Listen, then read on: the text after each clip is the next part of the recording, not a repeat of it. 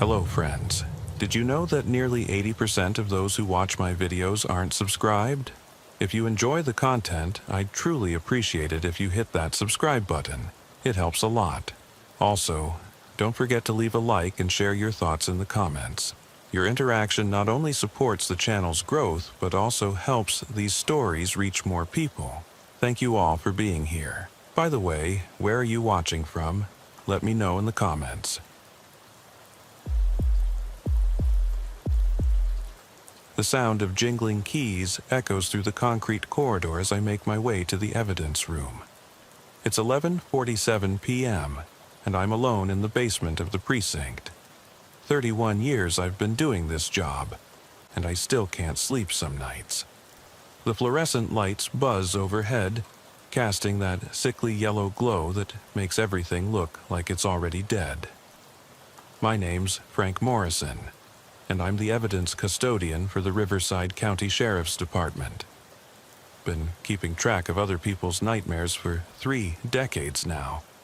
Most folks think my job is just filing and cataloging, checking items in and out, making sure the chain of custody stays clean. But when you spend enough time down here, surrounded by the remnants of crimes that'll never be solved, you start to understand that some evidence carries more weight than others. The heavy door creaks open, and I step into the main storage area. Row after row of metal shelving stretches into the shadows, each shelf lined with boxes, bags, and containers holding pieces of lives that got torn apart. The air down here is always cold, always stale, with that faint smell of old paper and something else. Something I can't quite name but have learned to live with. Tonight, I'm looking for case file 2019-0847. Been avoiding this one for months, but Internal Affairs wants a full inventory review, and I can't put it off any longer. The box should be on shelf 7C, right between a collection of counterfeit bills from a case that went federal, and a bag of women's jewelry from a home invasion where the homeowner never came forward to claim it. My footsteps echo as I walk deeper into the room, past the newer cases with their bright evidence tags and computerized tracking labels. The older stuff is kept in the back, cases from before we went digital, before DNA testing was standard, before a lot of things that might have changed the outcomes. I find the box right where it should be. Plain brown cardboard about the size of a shoebox, with 2019-0847 written in black marker on the side. The case details are handwritten on a yellow label that started to peel at the corners. Found property. Origin unknown. No complainant. That's police speak for we have no idea where this came from or who it belongs to. I pull the box from the shelf and set it on the metal cart I use for transporting evidence. The fluorescent light above me flickers, casting dancing shadows across the concrete walls. In the distance, I can hear the building's heating system cycling on, a low rumble that seems to come from deep in the earth. Let me tell you how this case started. It was a Tuesday morning in March, and Detective Sarah Chen brought the box down to me personally. That was unusual. Usually evidence gets processed through the intake desk upstairs. But Sarah had this look on her face, like she'd seen something that bothered her more than it should have. "Frank," she said, setting the box on my desk, "I need you to log this in. But I want you to know there's something not right about it." The box had been found in a storage unit that had been abandoned for over a year. When the facility manager finally cut the lock and opened it up, expecting to find the usual collection of forgotten furniture and old clothes, he found just this one box, sitting alone in the center of the otherwise empty unit. That should have been the end of it. Abandoned property gets cataloged, held for the required period, then disposed of according to regulations. But Sarah couldn't let it go. She kept coming back to my desk, asking to review the contents again, pulling out those photographs and studying them like they held some secret she couldn't quite grasp. I should have paid more attention to the way her hands shook when she handled them, the way she started looking over her shoulder more often after that Tuesday morning. Sarah Chen had been a good detective for 8 years, solid and professional. She'd worked everything from domestic violence to armed robbery without batting an eye. But this box changed something in her, and I was too busy with my own work to notice until it was too late. The first time I really looked at the contents, really looked, was about a week after Sarah brought them down. I was doing my evening inventory, and the box was sitting on my desk where I'd left it, waiting for me to complete the paperwork. I opened it up, expecting to find the usual collection of personal effects. Maybe some old documents, family photos, the kind of sentimental items people store away and forget about. Instead, I found something that made my skin crawl in a way I couldn't quite articulate. The photographs were arranged too neatly, face up in a precise grid pattern. The documents were organized by date, written in the same careful handwriting throughout. And that little digital recorder was placed in the exact center of the box, like it was the most important item of all.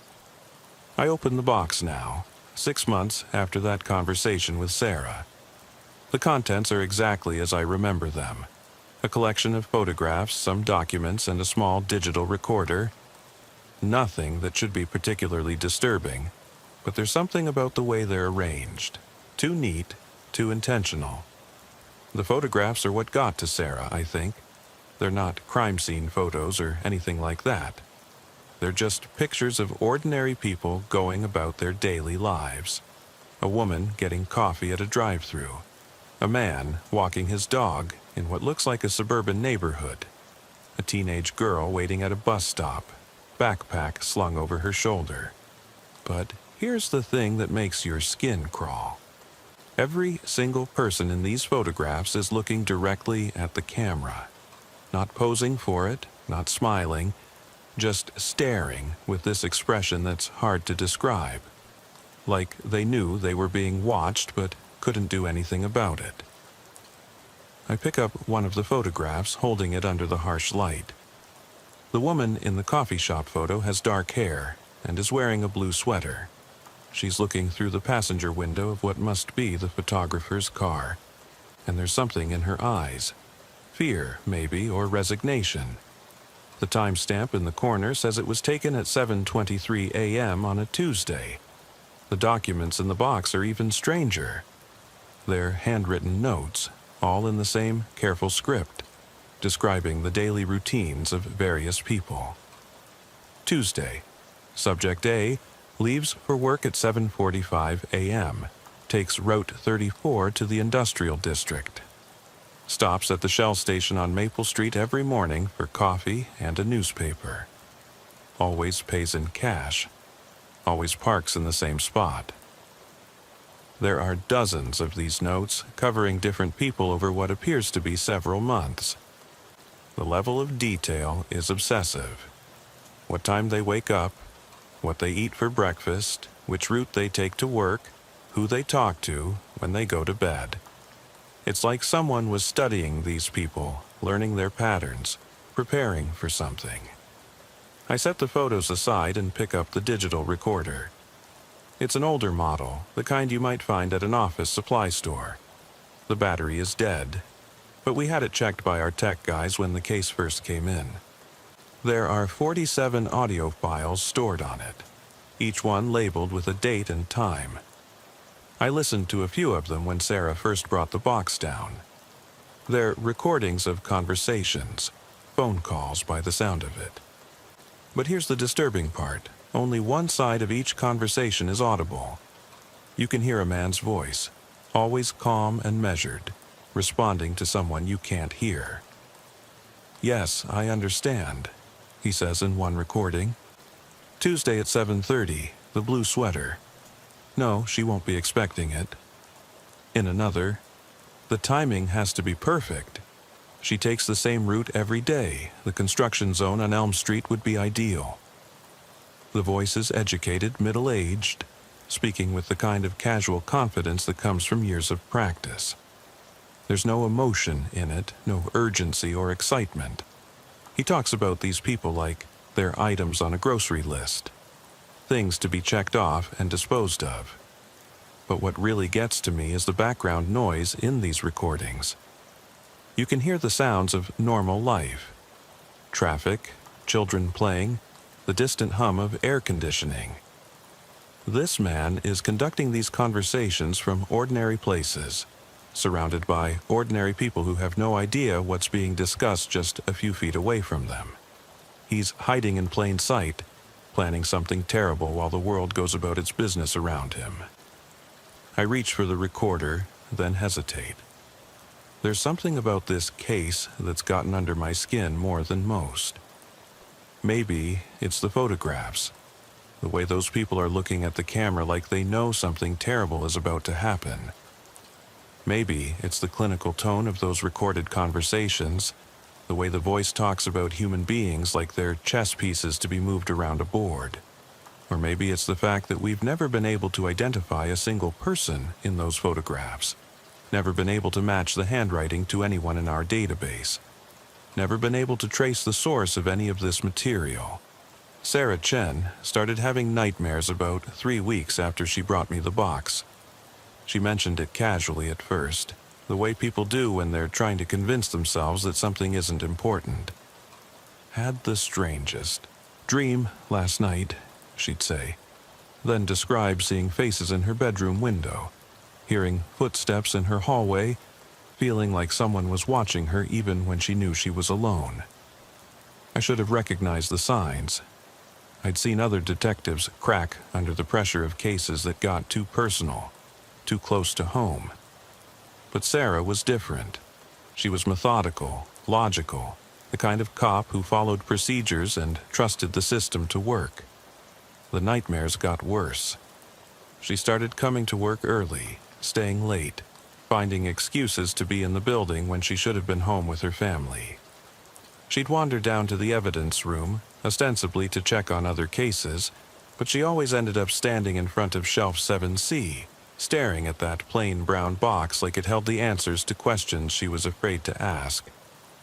I'd find her there sometimes, just standing in the dim light, and when I'd ask if she needed anything, she'd shake her head and walk away without saying a word. The thing is, we ran the photographs through facial recognition software. We checked missing persons reports. We tried to match the handwriting in the notes to known offenders. Everything came back negative. As far as our system is concerned, the people in those photographs don't exist. The handwriting doesn't match anyone in our database. The voice on the recordings doesn't match any known criminals. It's like this evidence materialized from nowhere, created by someone who has no official existence. But here's what really bothers me about case 2019-0847. 3 weeks after the box was found, we started getting reports. Missing persons cases, all from the same general area where the storage unit was located. A woman named Rebecca Martinez, last seen leaving her job at a marketing firm. A man named David Park, who didn't show up for his shift at the auto parts store where he'd worked for 12 years. A teenage girl named Emma Rodriguez, who never made it home from school one afternoon. I've looked at their photos, the official ones from the missing persons reports. They're not the same people from the photographs in the box. But there's something about their faces, something in their expressions in those last known photos, that reminds me of the way those other people were looking at the camera. Like they knew something was coming. Like they'd accepted their fate even before it arrived. The storage unit where the box was found belonged to a company called Secure Storage Solutions. The rental agreement was paid for with cash, and the name on the contract, Michael Thompson, turned out to be fake. The address was a vacant lot, and the phone number was disconnected. The facility's security cameras had been vandalized 3 days before the box was discovered, so there's no footage of who might have accessed the unit. But here's something that keeps me awake at night. The storage unit wasn't just abandoned. According to the facility manager, someone had been paying the rent in cash every month for over a year.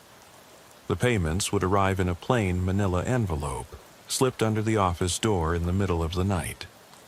No return address, no note, just exact change for the monthly fee. The payments stopped exactly 1 week before the box was found. Like whoever was responsible wanted us to find it. Like they were ready to move on to the next phase of whatever they were planning. I closed the box and leaned back in my chair. The fluorescent light above me has stopped flickering. But now I can hear something else. A faint tapping sound, like fingers drumming on metal. It's probably just the heating system, but in this place, at this hour, every sound seems amplified and somehow significant. Sarah Chen transferred to another department 6 weeks after bringing me this box. Said she needed a change of scenery, wanted to work financial crimes instead of missing persons. But I think it was this case that got to her. She'd been a good detective, thorough and professional. But after that Tuesday morning when she brought me the box, she started looking over her shoulder more often, started asking questions about cases that weren't hers. The last time I saw her, she was cleaning out her desk, packing up 8 years of accumulated case files and personal belongings. She looked exhausted, like she hadn't slept in weeks. "Frank," she said, stopping by my desk on her way out. "That box I brought you, case 2019-0847. I need you to promise me something." I looked up from my paperwork, surprised by the intensity in her voice. "Promise me you'll keep an eye on it. Don't let anyone else handle it without proper authorization. And if anything strange happens, I mean anything at all, you call me immediately." She handed me a card with her new contact information, her personal cell phone number, written in the same careful handwriting she used for case reports. "Sarah," I said, "what's this really about?" "What aren't? You telling me?" She glanced around the empty office, then leaned closer to my desk. "I think someone's been watching me," she whispered. "Following me home from work, sitting in cars outside my apartment. I know how that sounds, but I've been a cop for 8 years, Frank. I know when someone's conducting surveillance." She paused, looking back toward the evidence room. "I think it's connected to that box. I think whoever put it in that storage unit knows we found it, and they're not happy about it." I wanted to tell her she was being paranoid, that the stress of the job was getting to her, but something in her eyes stopped me. Sarah Chen was one of the most rational people I'd ever worked with. If she thought someone was watching her, I had to take it seriously. "Have you reported this to anyone upstairs?" I asked. She shook her head. "Who would believe me? I have no proof, no evidence. Just a feeling that I'm being watched by someone who may or may not exist." She straightened up, shouldering her bag. "Just promise me you'll be careful with that box, Frank. There's something about it that's not right. Something that goes deeper than just found property." That was 6 months ago. I haven't heard from Sarah since, despite calling her number several times. The calls go straight to voicemail and she never calls back. I've thought about driving to her new apartment, checking to make sure she's okay, but something holds me back. Maybe it's the memory of that last conversation, the way she kept looking over her shoulder like she expected someone to be standing there. Maybe it's the fact that I've started noticing things too. Cars that seem to follow the same route I take home from work. Phone calls that disconnect when I answer. The feeling that someone's been in my house while I was away, even though nothing appears to be missing. I stand up and walk to the small window near the back of the evidence room. It's positioned high on the wall, just below ground level. And during the day you can see people's feet walking past on the sidewalk outside. Now, it's just black glass reflecting the fluorescent lights back at me. The building is quiet except for the usual sounds. The hum of the heating system, the occasional creak of settling concrete, the distant rumble of traffic on the highway. But tonight, there's something else. Something that makes the hair on the back of my neck stand up. Footsteps. Not the heavy boots of a security guard making rounds, but soft, deliberate steps somewhere above me. Someone is walking through the main floor of the building, moving slowly from room to room like they're searching for something. I check my watch. 12:15 a.m. The building should be empty except for me and the overnight dispatcher who stays in the communications center on the second floor. These footsteps are coming from the first floor, near the detective division. I turn away from the window and walk back to the shelving unit. The box sits on my cart, looking innocent enough in the harsh fluorescent light. But I know what's inside, and I know that somewhere out there, the person who created that collection of photographs and notes and recordings is still moving through the world, still watching, still planning. The footsteps above me have stopped, but I can feel a presence in the building, someone who shouldn't be here. I decide to investigate, leaving the evidence room and making my way up the stairs to the main floor. The hallway is dimly lit by emergency lighting, casting long shadows that seem to move as I walk. The detective division is at the end of the corridor, past the administrative offices and the briefing rooms. As I get closer, I can see that one of the office doors is slightly ajar. It's Sarah's old office, the one that's been empty since she transferred. I push the door open and step inside. The office is exactly as she left it. Empty desk, bare walls, a few forgotten paper clips scattered on the floor. But there's something wrong with the window. The blinds are open, and I can see scratches on the glass, like someone has been trying to peer inside. Fresh scratches, not the kind of wear you'd expect from years of use. I walk closer to examine them, and that's when I notice the envelope on the desk. It's a plain manila envelope, the kind you can buy at any office supply store. No return address, no postmark, just my name written in black ink across the front. The handwriting is careful and precise, the same script I've seen in the notes from case 2019-0847. My hands shake as I pick up the envelope and tear it open. Inside is a single photograph and a folded piece of paper. The photograph shows me standing in the evidence room, exactly where I was an hour ago. I'm holding one of the pictures from the box, studying it under the fluorescent light. The angle suggests it was taken from the small window near the back of the room, the one that looks out onto the sidewalk. Someone was standing outside the building, watching me through that window, taking pictures while I examined their evidence. The note is written in the same careful handwriting as the documents in the box.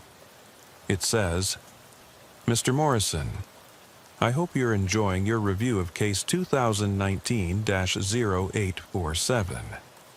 I've been watching your progress with great interest. Sarah Chen was not as careful as she should have been, and I'm afraid her transfer to another department won't protect her from the consequences of her curiosity. I trust you'll be more discreet in your handling of my property. We'll be in touch soon." The paper slips from my fingers and floats to the floor. Someone has been watching me, following my movements, documenting my investigation of their evidence. They know about Sarah, about her transfer, about the fact that she was getting too close to something they wanted to keep hidden. And now they're warning me to back off, to leave their secrets alone. I pick up the note and read it again, looking for any clue about who might have written it. The language is formal, educated, but there's an underlying threat that makes my blood run cold. This isn't just someone playing games or trying to scare me. This is someone who has been planning something for a long time. Someone who sees people as obstacles to be removed when they become inconvenient.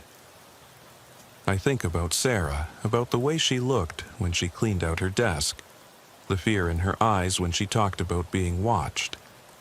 I think about the missing persons reports, the people who disappeared from the same area where the storage unit was found. And I think about the recordings on that digital device, the calm voice discussing timing and locations, and the best ways to approach unsuspecting victims. The footsteps in the hallway have returned, but now they're moving away from the detective division, heading toward the stairs that lead to the basement, toward the evidence room. I fold the note and slip it into my pocket, then make my way back down the corridor. The building feels different now, less like a safe haven and more like a trap. Every shadow could be hiding someone, every sound could be the approach of danger. When I reach the evidence room, I find the door standing open. I know I closed it when I left, but now it's ajar, just wide enough for someone to slip inside. The fluorescent lights are still humming, casting their sickly glow across the rows of shelving. I step inside and immediately notice that something is wrong. The box from case 2019-0847 is no longer on my cart. It's been moved to the floor, opened, with its contents scattered across the concrete. The photographs are spread out in a circle, face up, like some kind of ritual arrangement. The documents are stacked neatly beside them, and the digital recorder is sitting in the center of it all, its red recording light blinking steadily. Someone has been here, in my evidence room, handling my cases, rearranging evidence according to their own twisted logic.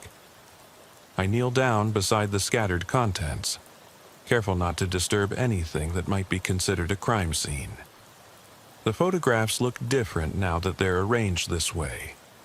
What I originally thought were random pictures of strangers now seems more deliberate, more connected. The woman in the blue sweater, the man walking his dog, the teenage girl at the bus stop, they're all looking in the same direction, toward the same point beyond the camera's frame. It's like they're all seeing the same thing, all reacting to the same threat. I pick up the digital recorder and notice that it's been turned on. The display shows that it's currently recording, and the file counter indicates that 48 audio files are now stored on the device. Someone has added a new recording while I was upstairs. I hesitate for a moment, then press the playback button. The sound that emerges from the tiny speaker makes my blood run cold. It's the sound of breathing, slow and deliberate, and underneath it, I can hear the familiar hum of fluorescent lights. Someone was standing in this room, recording while I was upstairs investigating the empty office. They were here, among my evidence, while I was reading their note and examining their photograph. The recording continues for several minutes, just breathing, and the ambient sounds of the evidence room, until finally a voice speaks. "Hello, Mr. Morrison," the voice says. It's the same calm, measured tone I've heard in the other recordings, but this time it's addressing me directly. "I trust you found my message upstairs.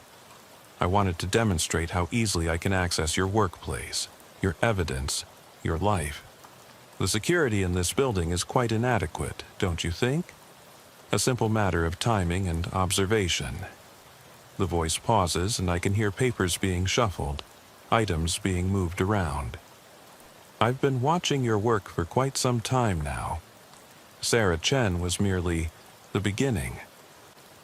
She stumbled onto something she wasn't supposed to see, and her curiosity led her to places she shouldn't have gone. I tried to warn her, but she was too stubborn to listen. Now she's learning the consequences of her persistence." My hands are shaking as I hold the recorder. This isn't just a threat, it's a confession.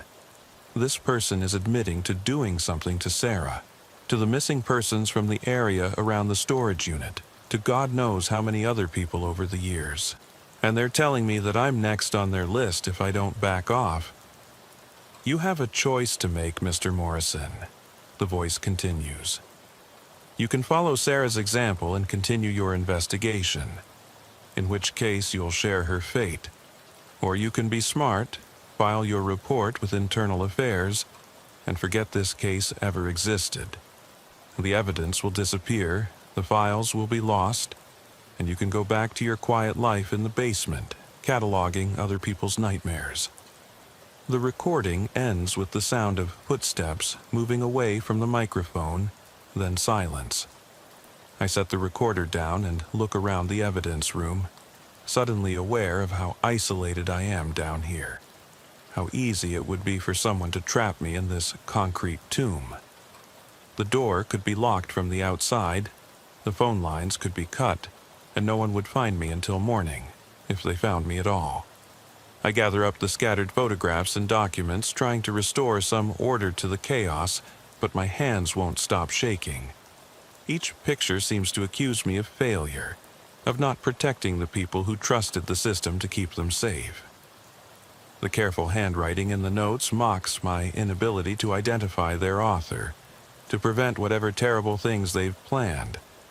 And the digital recorder sits there like a time bomb, counting down to the moment when I'll have to decide whether to pursue this case or let it disappear into the bureaucratic void. The thing is, I've been doing this job for 31 years, and I've seen what happens when good people turn their backs on evil.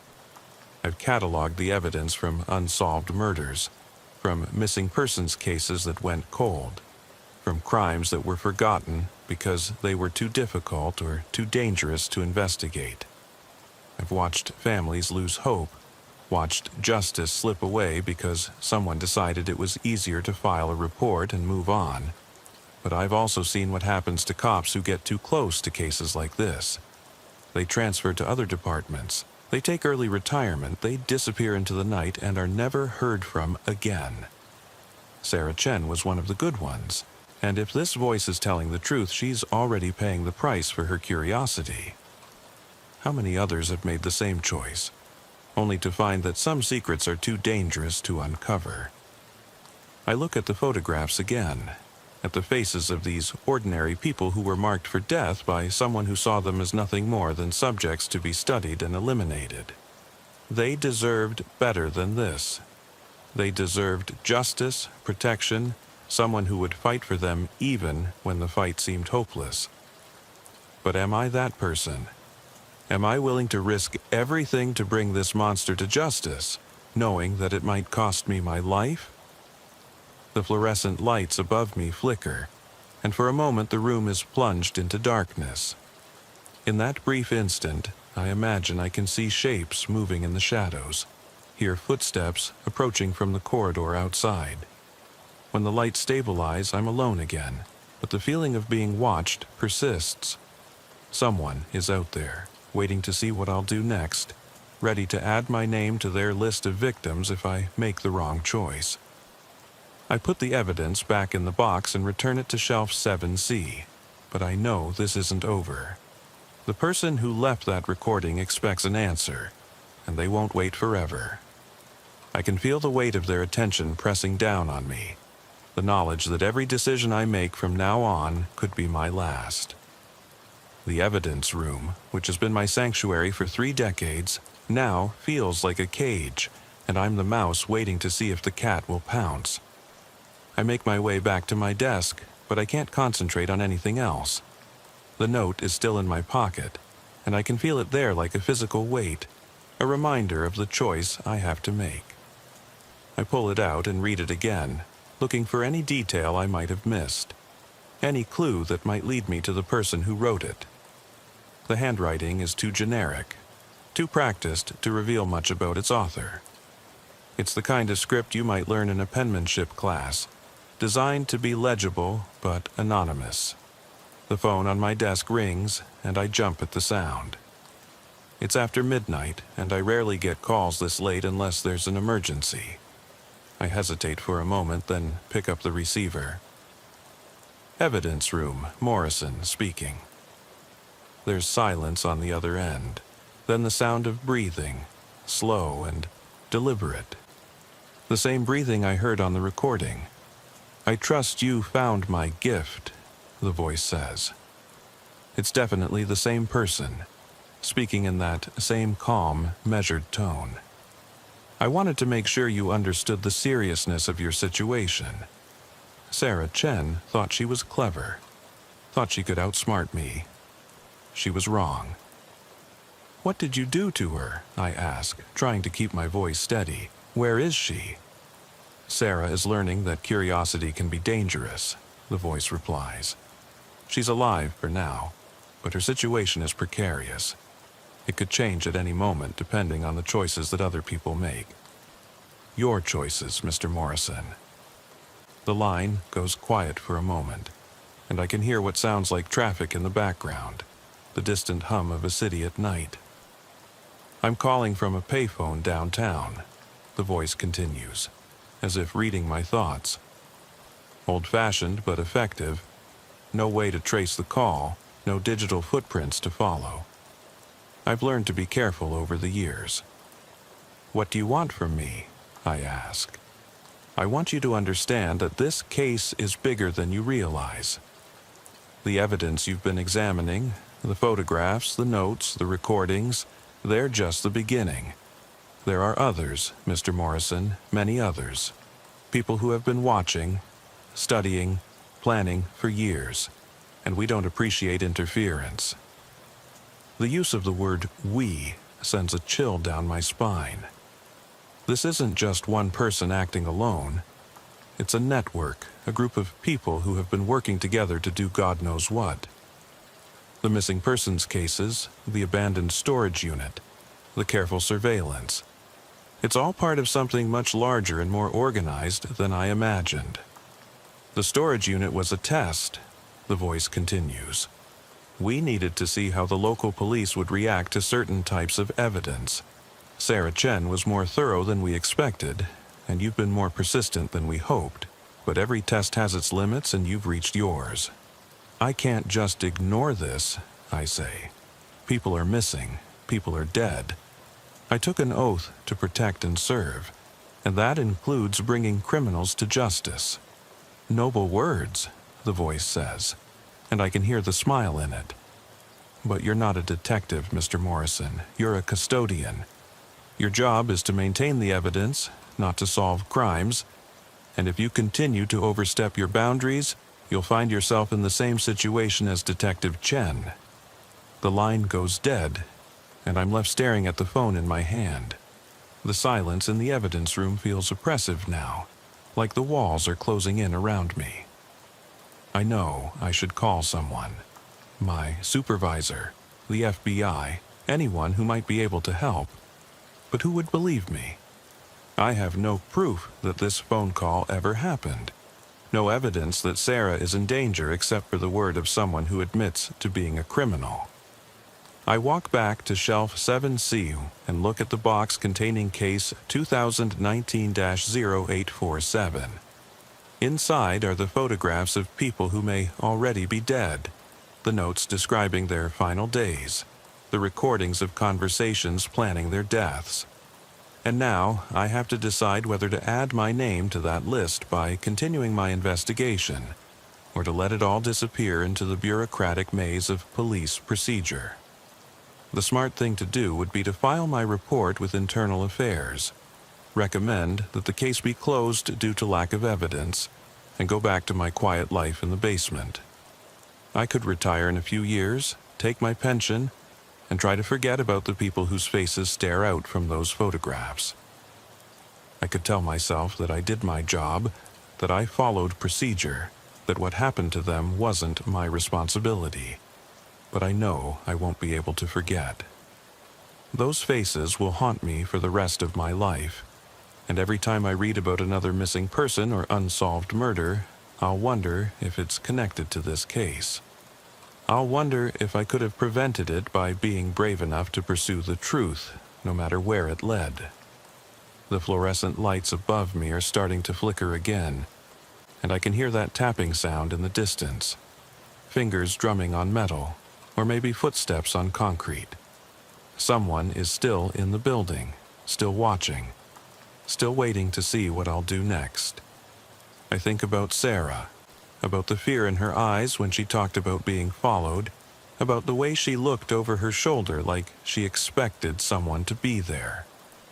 I think about the missing persons, Rebecca Martinez, David Park, Emma Rodriguez, and all the others who might be out there, waiting for someone to find them, to bring them home, to make their killers pay for what they've done. and I think about the network of people who have been watching and planning and killing for years, confident that no one will ever be brave enough or smart enough to stop them. The choice is mine, and I have to make it now. I can walk away from this case, file my report, and let the bureaucracy swallow it whole. Or I can dig deeper, follow the evidence wherever it leads, and hope that I'm strong enough to survive what I find. Either way, I know that after tonight nothing will ever be the same. I make my decision.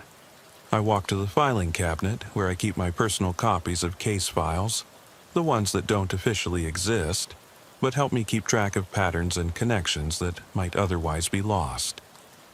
I pull out a manila folder and begin copying the photographs, the notes, the transcripts of the recordings. If someone wants to make this evidence disappear, they'll have to work harder than just intimidating one tired custodian. As I work, I can hear movement in the building above me. Not the random sounds of settling concrete or heating systems, but deliberate footsteps, multiple people moving through the corridors with purpose. They're not trying to hide their presence anymore. They know I'm down here, and they're coming to finish what they started. I grab the copies and stuff them into my jacket, then turn off the lights in the evidence room. The corridor outside is dark except for the emergency lighting, and I can hear voices now, low and urgent, coming from the stairwell.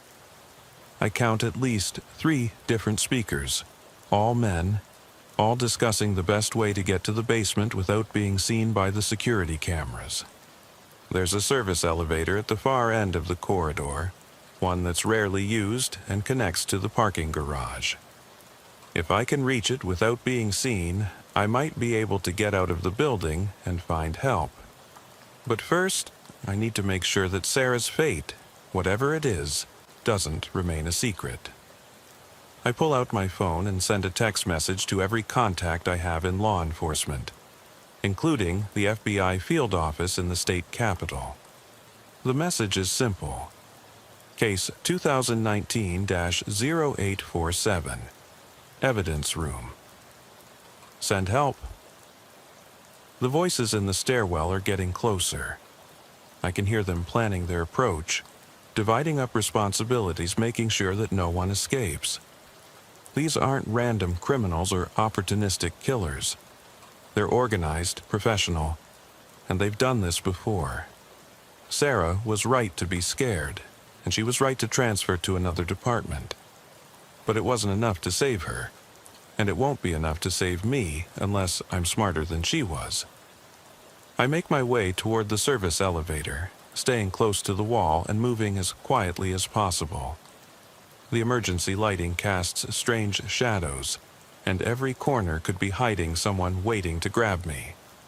Behind me, I can hear the stairwell door open, followed by the soft sound of multiple footsteps entering the basement corridor.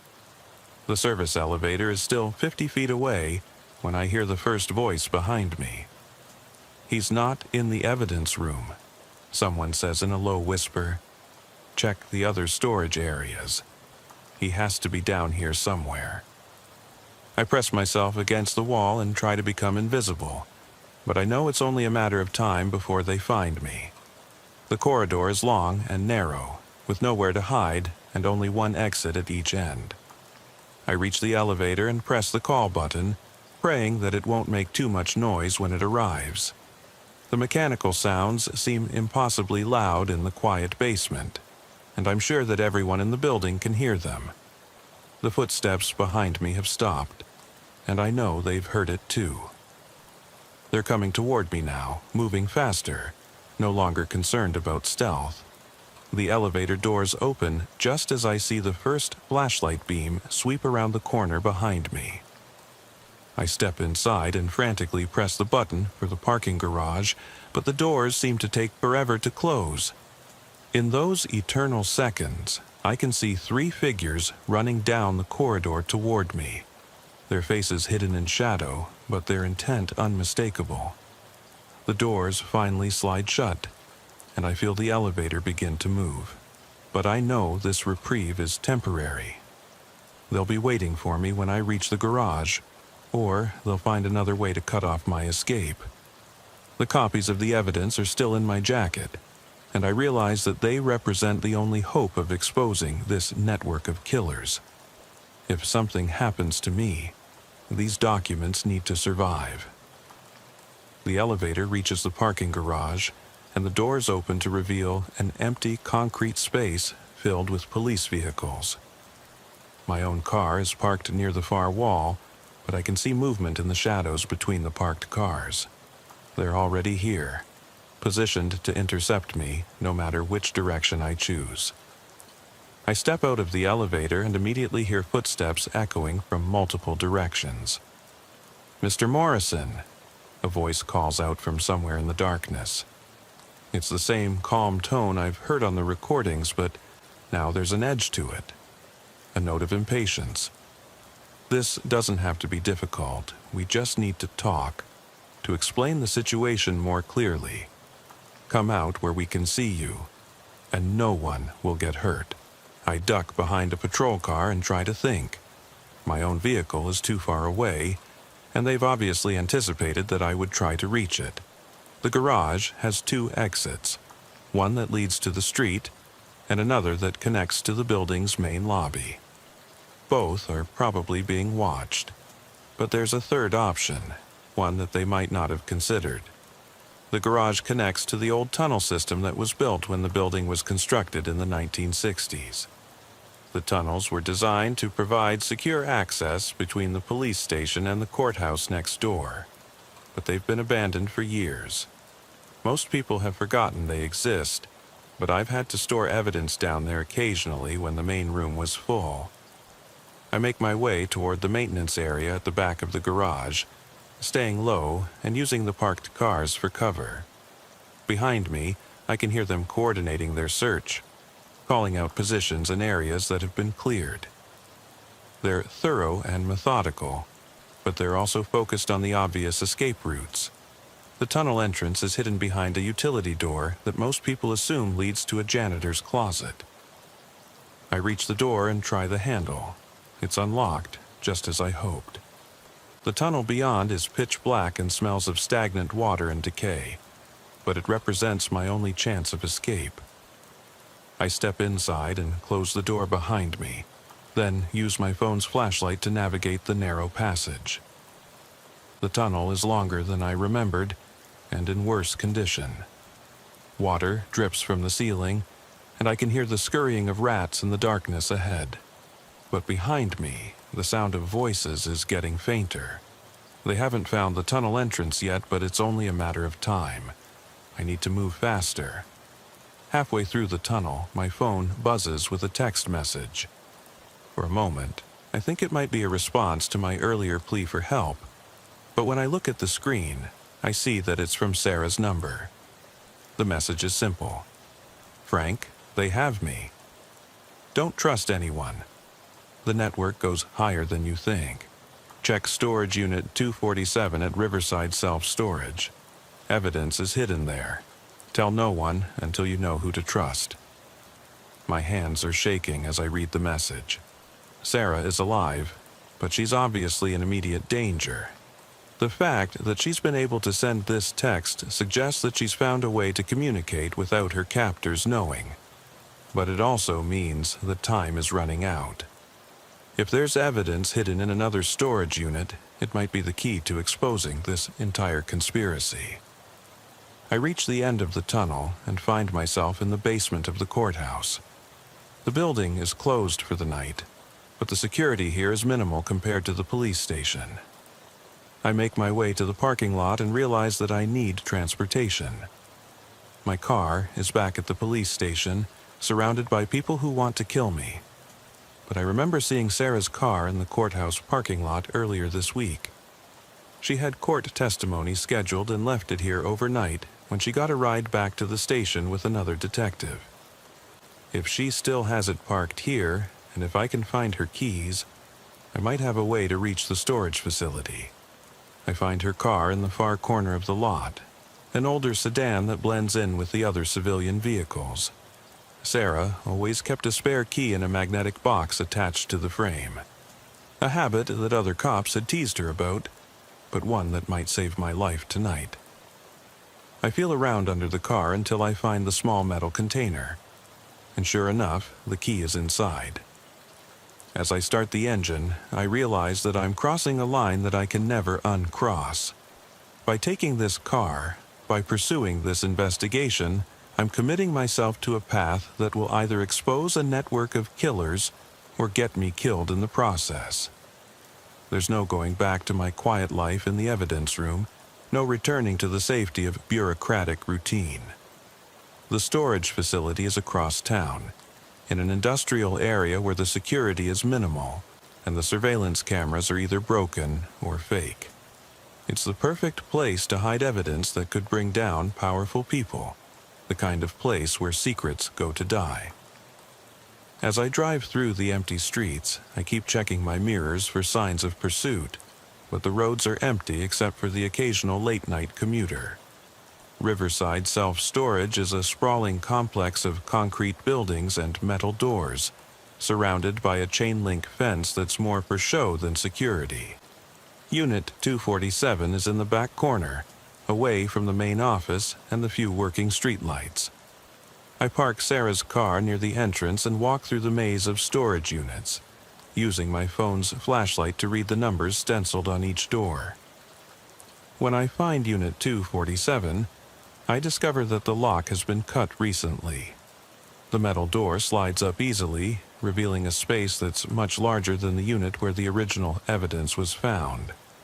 This one is filled with boxes, filing cabinets, and electronic equipment that looks like it belongs in a surveillance center rather than a storage facility. I step inside and begin examining the contents. The boxes are filled with photographs, thousands of them, showing people in what appear to be their final moments.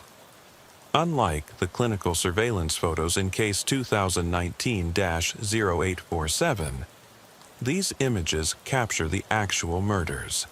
Victims bound and terrified, killers whose faces are carefully obscured, crime scenes that have never been reported to police.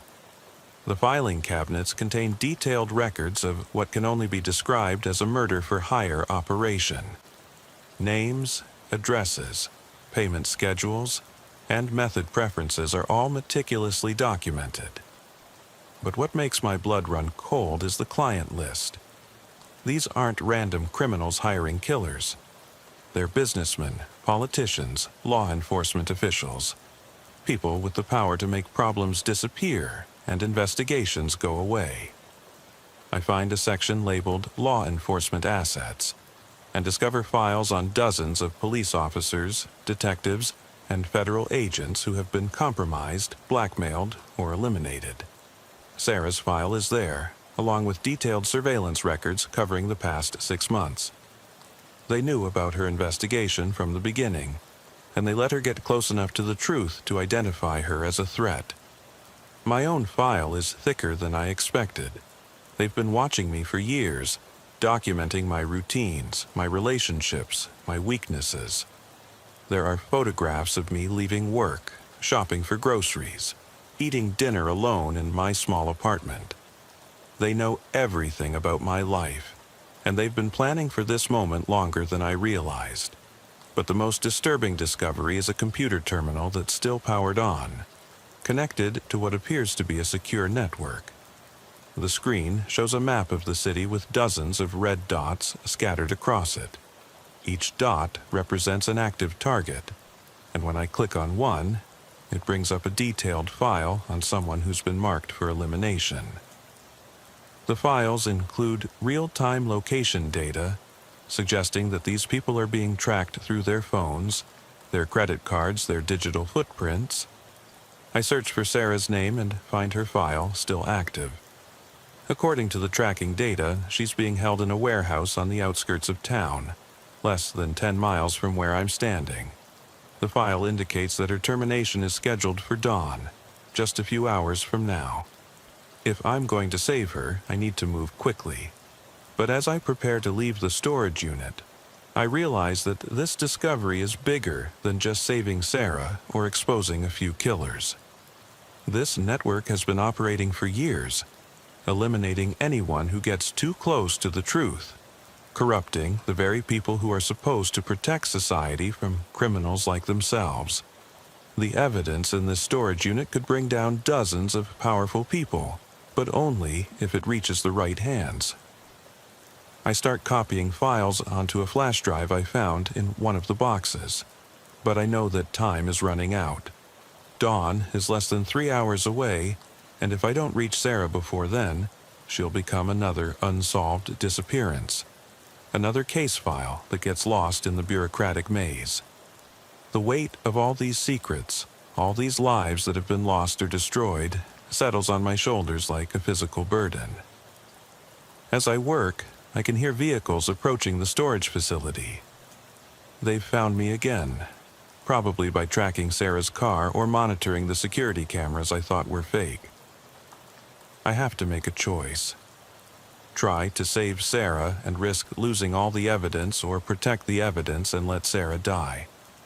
Both options feel like failure, but I know that Sarah would want me to expose the network, even if it costs her life. I pocket the flash drive and grab as many files as I can carry, then slip out the back of the storage unit just as the first vehicles pull into the parking lot. The industrial area behind the facility is a maze of warehouses and abandoned buildings, perfect for hiding, but also perfect for getting lost. In the distance, I can see the glow of the warehouse where Sarah is being held, and I know that whatever happens next will determine not just my fate, but the fate of everyone who has ever trusted the system to protect them from the monsters that hide in plain sight. The weight of evidence has never felt heavier than it does right now, as I make my way through the darkness toward a confrontation that will either expose the truth or bury it forever. Behind me, I can hear voices calling my name, but I don't look back. Some secrets are too important to die with, and some fights are too important to lose no matter what the cost. The call came in at 2:47 a.m., jolting me awake from the kind of sleep that never really comes easy anymore. 26 years working homicide, and I still can't get used to the phone ringing in the middle of the night. Detective Maria Santos here, Pittsburgh PD. The voice on the other end was Sergeant Williams from the night shift, and he sounded rattled in a way that immediately put me on edge. Santos, we need you down at the Riverside Industrial Complex. We've got a situation that's, well, it's connected to something you worked on about 15 years ago, the Kellerman case. My blood went cold at the mention of that name. James Kellerman had been one of my first major cases as a detective. A serial killer who murdered 7 women before disappearing without a trace in 2009. We never found his body, never got closure for the families, and the case had haunted me ever since. I threw on my clothes and drove through the empty streets, my mind racing back to those dark months when Kellerman had terrorized the city. He had a pattern: young women, always taken from parking garages late at night, always found 3 days later in abandoned buildings with the same ritualistic positioning. Then suddenly, nothing. No more bodies, no more leads, just silence that stretched on for years until everyone assumed he was dead or had moved on to hunting grounds in another state. The industrial complex was buzzing with activity despite the early hour. Patrol cars, crime scene techs, the coroner's van, all the familiar chaos that surrounds a major discovery. I found Williams standing outside a warehouse that had been abandoned since the steel industry collapsed in this part of town. His face was pale, and he kept glancing back at the building like he expected something to come crawling out of it. "What do we have?" I asked, pulling out my notebook and trying to shift into professional mode, despite the sick feeling growing in my stomach. Williams handed me a pair of latex gloves and a flashlight. Construction crew was supposed to start demolition this morning. When they did their final sweep yesterday, they found a hidden room in the basement. Maria, you need to see this for yourself. I can't even begin to describe what's down there. We made our way through the warehouse, past rusted machinery and debris left behind when the company went bankrupt. The basement stairs were narrow and steep, leading down into darkness that seemed to swallow the beam of my flashlight. At the bottom, crime scene tape blocked off a section of wall where someone had broken through what appeared to be a false partition. Beyond it, I could see lights set up by the forensics team and hear the low murmur of voices. The hidden room was about 12 feet square, with concrete walls and a single bare bulb hanging from the ceiling. But it was what covered those walls that made my knees go weak. Photographs, hundreds of them, arranged in careful rows from floor to ceiling. And not just photographs, newspaper clippings, police reports, evidence photos that should never have left the station. All of it documenting the Kellerman murders in obsessive detail. But that wasn't the worst part. Mixed in with the photos of Kellerman's victims were images of other women. Women I didn't recognize, but who showed the same signs of torture and ritualistic positioning. The dates written on the backs of these photos went back years before Kellerman's first known murder, and continued well past his disappearance. Either James Kellerman had been active much longer than we realized, or someone else had been copying his methods with terrifying accuracy. Detective Ray Murphy, my partner for the past 8 years, was standing in the center of the room with a grim expression. Maria, thank God you're here. This place is like a shrine to the Kellerman murders, but there's more. Look at this.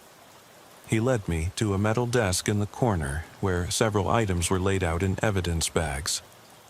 Driver's licenses, jewelry, personal effects that I recognized from the original case files. Items that had never been found at the crime scenes or in Kellerman's apartment when we searched it. These are trophies, I said, my voice barely above a whisper. Kellerman kept trophies from his victims, but we never found them. How did they end up here? Murphy shook his head. That's not even the strangest part. Look at the dates on some of these IDs. He pointed to a driver's license in one of the evidence bags. The photo showed a young woman with dark hair and a nervous smile, and the issue date was from 2019, 10 years after Kellerman had vanished. The implications hit me like a physical blow. Either James Kellerman was still alive and had been killing for 15 years without detection, or someone had been continuing his work. Someone who had access to evidence from the original crime scenes. Someone who knew details about the murders that had never been released to the public. Someone who might have been watching our investigation from the very beginning. I walked along the wall, studying the photographs and documents more carefully. The organization was meticulous, almost scientific in its precision. Each victim had their own section, with photos documenting different stages of what appeared to be extended captivity. The women weren't just murdered, they were studied, documented, treated like specimens in some twisted experiment. And at the center of it all, enlarged and framed like a portrait, was a photograph of James Kellerman himself. But this wasn't a mugshot or a surveillance photo. This was a formal portrait, the kind you might see in a corporate directory or a university faculty page. Kellerman was older than in the photos I remembered, his hair gray and his face lined with age, but his eyes held the same cold intelligence that had chilled me during our interrogations. This photo had been taken recently, within the last few years based on his appearance. "Murphy," I called out, pointing to the portrait. James Kellerman didn't disappear in 2009. He's been here all along, and someone's been helping him. My partner joined me in front of the photograph, and I could see the same sick realization dawning on his face. "This isn't just a hiding place," I continued. "It's a command center. Someone's been coordinating these murders, documenting them, maybe even commissioning them. The crime scene photographer was systematically documenting every inch of the room, but I knew that photos would never capture the full horror of what we'd found. This wasn't just evidence of serial murder. It was evidence of a conspiracy that had been operating under our noses for over a decade. Someone with access to police files. Someone who knew how investigations worked. Someone who could make evidence disappear and witnesses stay silent. As I continued to examine the walls, I noticed something that made my blood run even colder. Mixed in with the crime scene photos were images that I recognized as internal police documentation. Photos from our evidence room, copies of interview transcripts, even surveillance footage from inside the station. Someone had been watching us, documenting our investigation, staying one step ahead of law enforcement for 15 years. The realization that we might have a compromised officer, or worse, a network of corrupt cops working with Kellerman, was almost too much to process. How many cases had been sabotaged? How many killers had walked free because someone on the inside was protecting them? And how many victims had died because we couldn't see the corruption growing within our own ranks? Murphy was examining a filing cabinet in the corner of the room when he called out with urgency in his voice. "Maria, you need to see this. There's a whole section of files here labeled Active Projects." He pulled out a manila folder and opened it on the desk. Inside were surveillance photos of women around the city, all taken within the last few weeks. Young women going about their daily lives, completely unaware that they were being stalked by a predator. Each photo was accompanied by detailed notes about the subject's routine, where they worked, what time they left home, which routes they took to and from their destinations.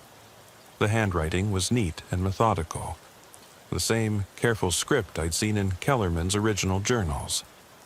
But there were also typed reports, printed emails, and what appeared to be official police surveillance summaries.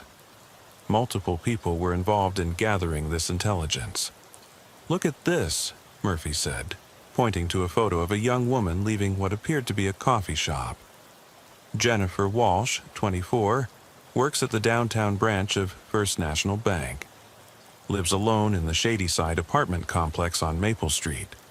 No boyfriend, limited social connections. The level of detail was terrifying, suggesting weeks or months of observation. At the bottom of the page, someone had written, "Ready for acquisition" in red ink.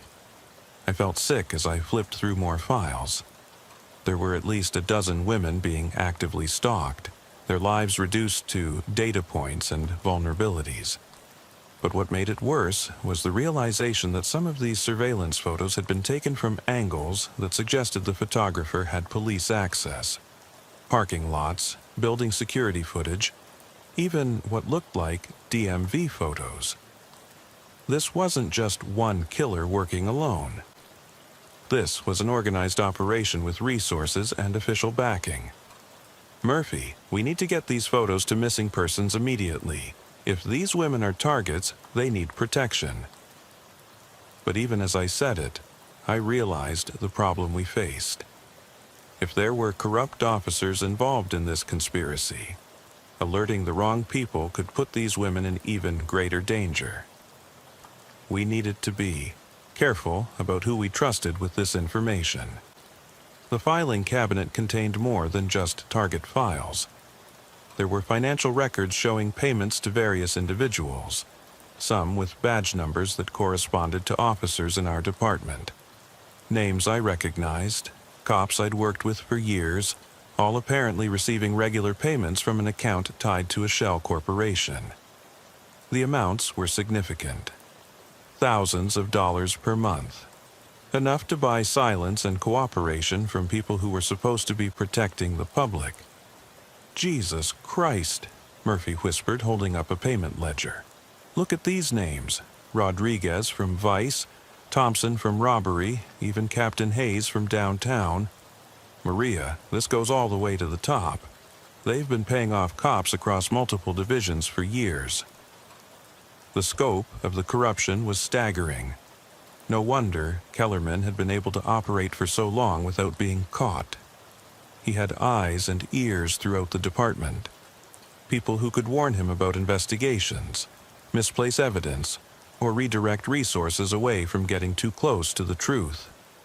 But the most disturbing discovery was a section labeled Insurance Policies. These files contained compromising information about various law enforcement officials, photos of affairs, evidence of minor crimes, documentation of policy violations that could end careers. It was a blackmail operation designed to ensure loyalty and silence from anyone who might be tempted to expose the conspiracy. I found my own file in this section, and my hand shook as I opened it. Inside were photos of me taken outside my apartment, copies of my financial records, and detailed notes about my personal relationships.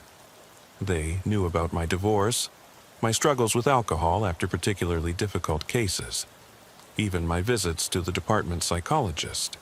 The file noted that I was highly motivated by justice, and potentially problematic if she discovers the truth.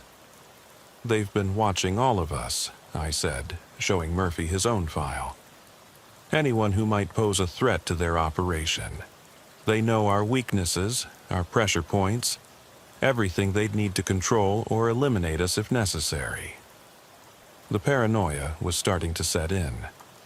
How long had we been under surveillance? Had our investigation into this room been anticipated? Were we walking into a trap right now? Murphy was studying what appeared to be a communication log, pages of coded messages and responses. "Maria, look at this. They have a whole system for coordinating activities, times, locations, code names for different operations.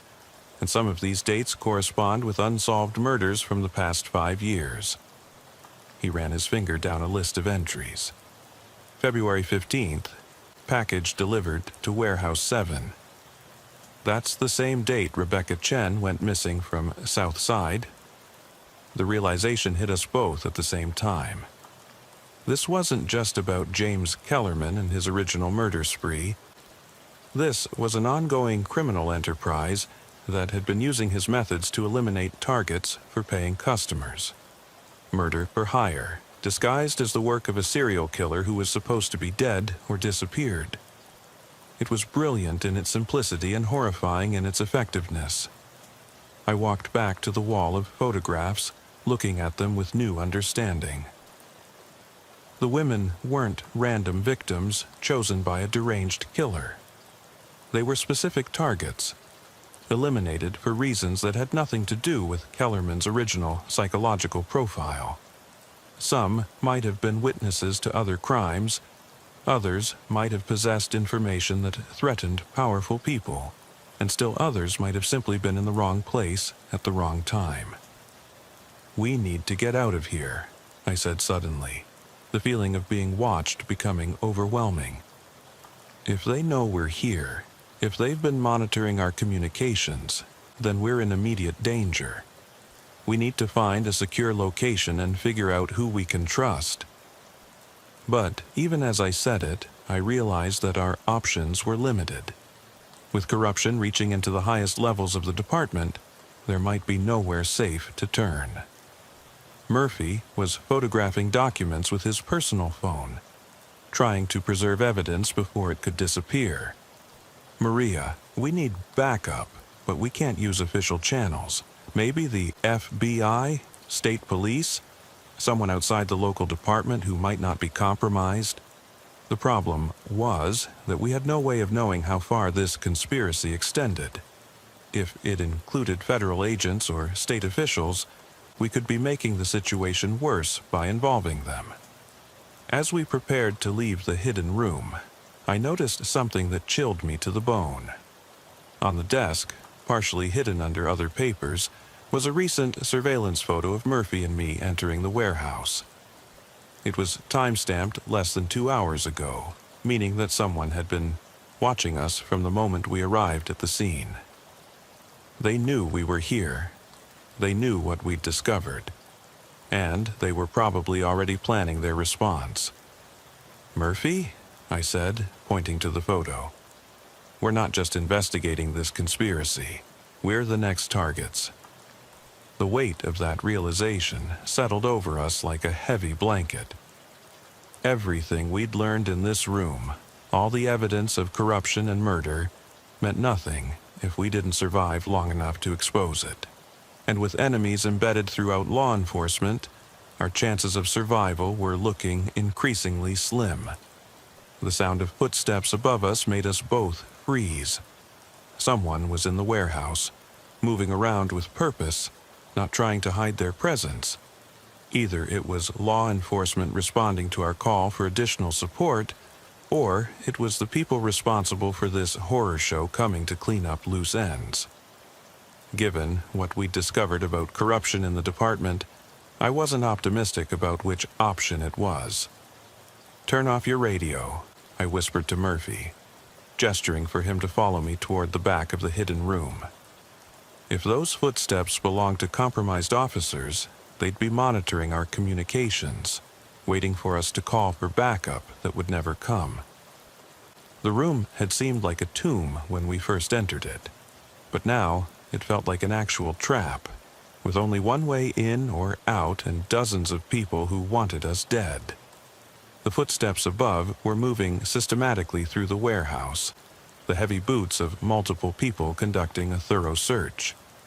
I could hear low voices, coordinated movements, the kind of tactical approach that suggested these weren't random criminals but trained professionals. Either fellow officers or military personnel, people who knew how to clear a building and eliminate targets efficiently. Murphy was still photographing documents, working frantically to preserve evidence even as our situation became increasingly desperate. "Maria, if we don't make it out of here, this information needs to survive. I'm uploading everything to a secure cloud server, but we need time to finish the transfer." The upload progress bar on his phone showed only 60% complete, and the footsteps above were getting closer to the basement stairs. I examined the walls of the room more carefully, looking for any other exit or hiding place. The concrete was solid. The false partition we'd entered through was the only break in the structure. But in the corner behind the filing cabinet, I noticed what appeared to be a ventilation grate near floor level. It was small, probably too small for an adult to crawl through, but it might be large enough to hide evidence or establish communication with the outside world. "There," I pointed to the grate. "If they find us, maybe we can get word out through there. Do you have signal down here?" Murphy checked his phone and shook his head. "Nothing. The concrete walls are blocking everything. We're completely cut off." The isolation was working against us. Even if we managed to call for help, there was no guarantee that help would come from people we could trust. The voices above were getting clearer, and I could make out fragments of conversation. "Basement level, check all storage areas. They found the room, so they know everything. No witnesses." The casual way they discussed eliminating us confirmed my worst fears. These weren't rogue officers acting on their own. This was a coordinated operation with clear orders and professional execution. I pulled Murphy behind the filing cabinet, positioning ourselves so we couldn't be seen from the entrance but could still monitor the upload progress on his phone. 75% complete. We needed just a few more minutes, but time was running out fast. The footsteps were on the basement stairs now, multiple people descending with tactical precision. "Detective Santos, Detective Murphy," a voice called out from the bottom of the stairs. "We know you're down here. Come out with your hands visible and no one gets hurt.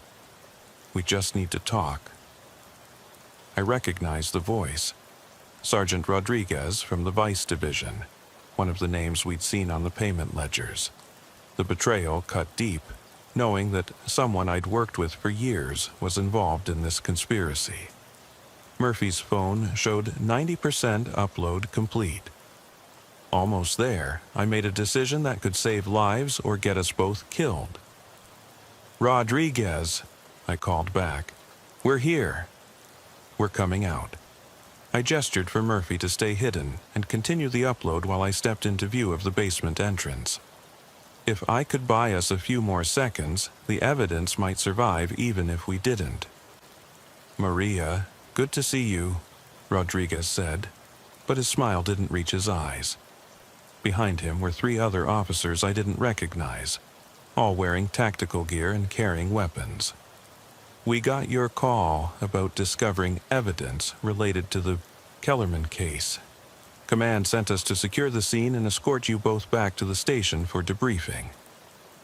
"Of course," I replied, trying to keep my voice steady. "Murphy's just finishing up documenting the evidence. He'll be right out." I could see the suspicion in Rodriguez's eyes, the way his hand rested casually on his sidearm. He knew we'd found more than just Kellerman evidence, and he was trying to determine how much we'd learned before deciding how to proceed. "Actually, Maria, there's been a change in protocol. Command wants all evidence secured immediately, and they want both of you to come with us right now. No delays, no exceptions." The false friendliness was dropping away, replaced by barely concealed threat. Behind me, I could hear Murphy's phone buzz softly. The upload was complete. "Sure thing," I said, stepping aside to reveal Murphy emerging from behind the filing cabinet with his hands visible. "We were just making sure everything was properly documented before we left." Rodriguez nodded, but his eyes were scanning the room, looking for signs of what we might have discovered or removed. Good. Professional as always. "Now, we need to ask you both to surrender your weapons and phones. Standard procedure when evidence of this magnitude is involved. Can't have any potential contamination of the crime scene." It wasn't standard procedure at all, and we all knew it. This was the moment when the pretense would drop entirely. Murphy looked at me, and I gave him an almost imperceptible nod. The evidence was safe, uploaded to a server that Rodriguez and his people couldn't access. Whatever happened to us now, the truth about this conspiracy would survive. "Of course," Murphy said, slowly reaching for his service weapon. "Just following protocol." But instead of surrendering his gun, Murphy suddenly dove to the side and drew his weapon, shouting, "Gun!" as Rodriguez's team reached for their firearms. The basement exploded into chaos as everyone scrambled for cover and tactical advantage. I rolled behind the desk as bullets started flying, the concrete walls echoing with the sound of gunfire and shouted orders. "Basement level, shots fired, officers down." I could hear Rodriguez screaming into his radio, but I knew he wasn't calling for legitimate backup. He was summoning more corrupt officers, more people who were part of this conspiracy. We might have won the first engagement, but reinforcements would be arriving soon. Murphy had taken cover behind the filing cabinet and was returning fire at the tactical team. "Maria, we need to move. This position is compromised." But there was nowhere to go. The basement was a dead end, and the only exit led directly through Rodriguez and his people. We were trapped in a room full of evidence documenting our own department's corruption, fighting for our lives against fellow officers who had sold their souls for money. I checked my ammunition, full magazine plus 1 spare. Not enough for a prolonged firefight, especially against trained tactical operators. But maybe we didn't need to win this engagement. Maybe we just needed to survive long enough for the right people to discover what we'd uploaded. "Murphy," I called out during a brief lull in the shooting. "How long before your dead man's switch activates?" 6 hours, he replied, understanding immediately what I was asking. Before coming down here, Murphy had set up an automated system that would send all our evidence to multiple recipients if he didn't check in by a specific time. FBI, state police, internal affairs, and several journalists who specialized in police corruption. If we died tonight, the truth would still come out. Then, we just need to stay alive for 6 hours, I said, though I knew the odds were against us. Rodriguez and his team had superior numbers, better equipment, and backup on the way. But they also had something to lose. Exposure of their conspiracy would mean life in prison for all of them. They couldn't afford to let us escape, but they also couldn't afford to create a massacre that would draw too much attention. The gunfire had stopped, replaced by tense silence as both sides assessed their positions. I could hear Rodriguez talking quietly on his radio, probably coordinating with incoming reinforcements or receiving new orders from whoever was running this operation. The fact that they hadn't just overwhelmed us with superior firepower suggested they were trying to minimize evidence of what had happened here. "Santos, Murphy," Rodriguez called out. "You're only making this harder on yourselves. Come out now and we can work something out. No one else has to get hurt." But I knew that any deal they offered would end with our deaths. We'd seen too much, learned too much, documented too much evidence of their crimes. The only reason we were still alive was that they needed to know what we'd done with the information before they killed us. "What's the offer, Rodriguez?" I called back, stalling for time. Every minute that passed was a minute closer to Murphy's dead man's switch activating. Because from where I'm sitting, it looks like you're all accessories to multiple murders. Hard to see how we work that out. "Maria, you don't understand the full situation," Rodriguez replied, his voice taking on a tone I'd never heard from him before, cold, calculating, almost clinical. James Kellerman was just the beginning. What we discovered in this room, what you think is evidence of corruption, it's actually something much larger, much more important, national security level stuff that's way above your pay grade. I exchanged glances with Murphy, who was reloading his weapon behind the filing cabinet. The attempt to reframe their murder conspiracy as some kind of patriotic operation was insulting to our intelligence, but it also revealed something about their mindset. These weren't officers who had gradually become corrupt. These were people who believed they were serving a higher purpose, which made them infinitely more dangerous. "National security?" I called back. "Is that what you tell yourselves when you torture and murder innocent women? That you're protecting America?" The anger in my voice was real. I'd spent my entire career fighting for justice, protecting victims, seeking truth. To hear fellow officers justify murder in the name of patriotism made me sick to my stomach. "You don't know what those women were involved in," Rodriguez continued. "Industrial espionage, foreign intelligence networks, terrorist financing. They weren't innocent victims, Maria. They were threats to national security that had to be eliminated through unofficial channels."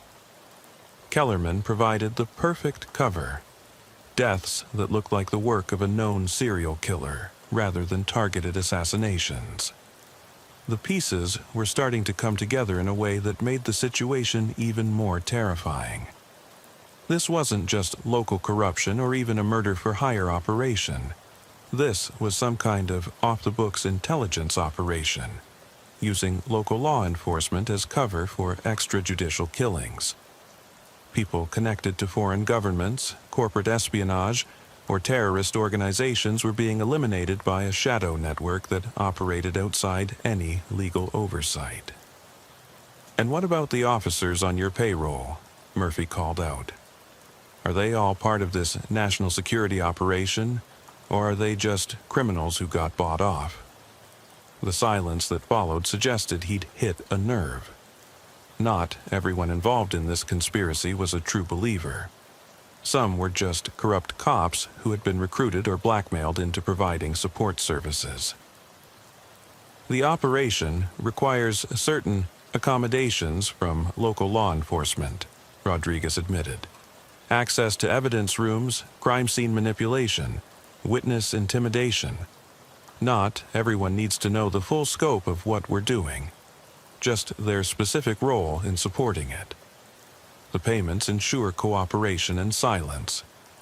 I could hear vehicles arriving outside the warehouse, engines shutting off, car doors slamming. Rodriguez's backup was here, which meant our window for escape was closing rapidly. But I was also starting to understand why they hadn't just killed us immediately. If this was really a national security operation, there would be protocols for dealing with compromised local law enforcement.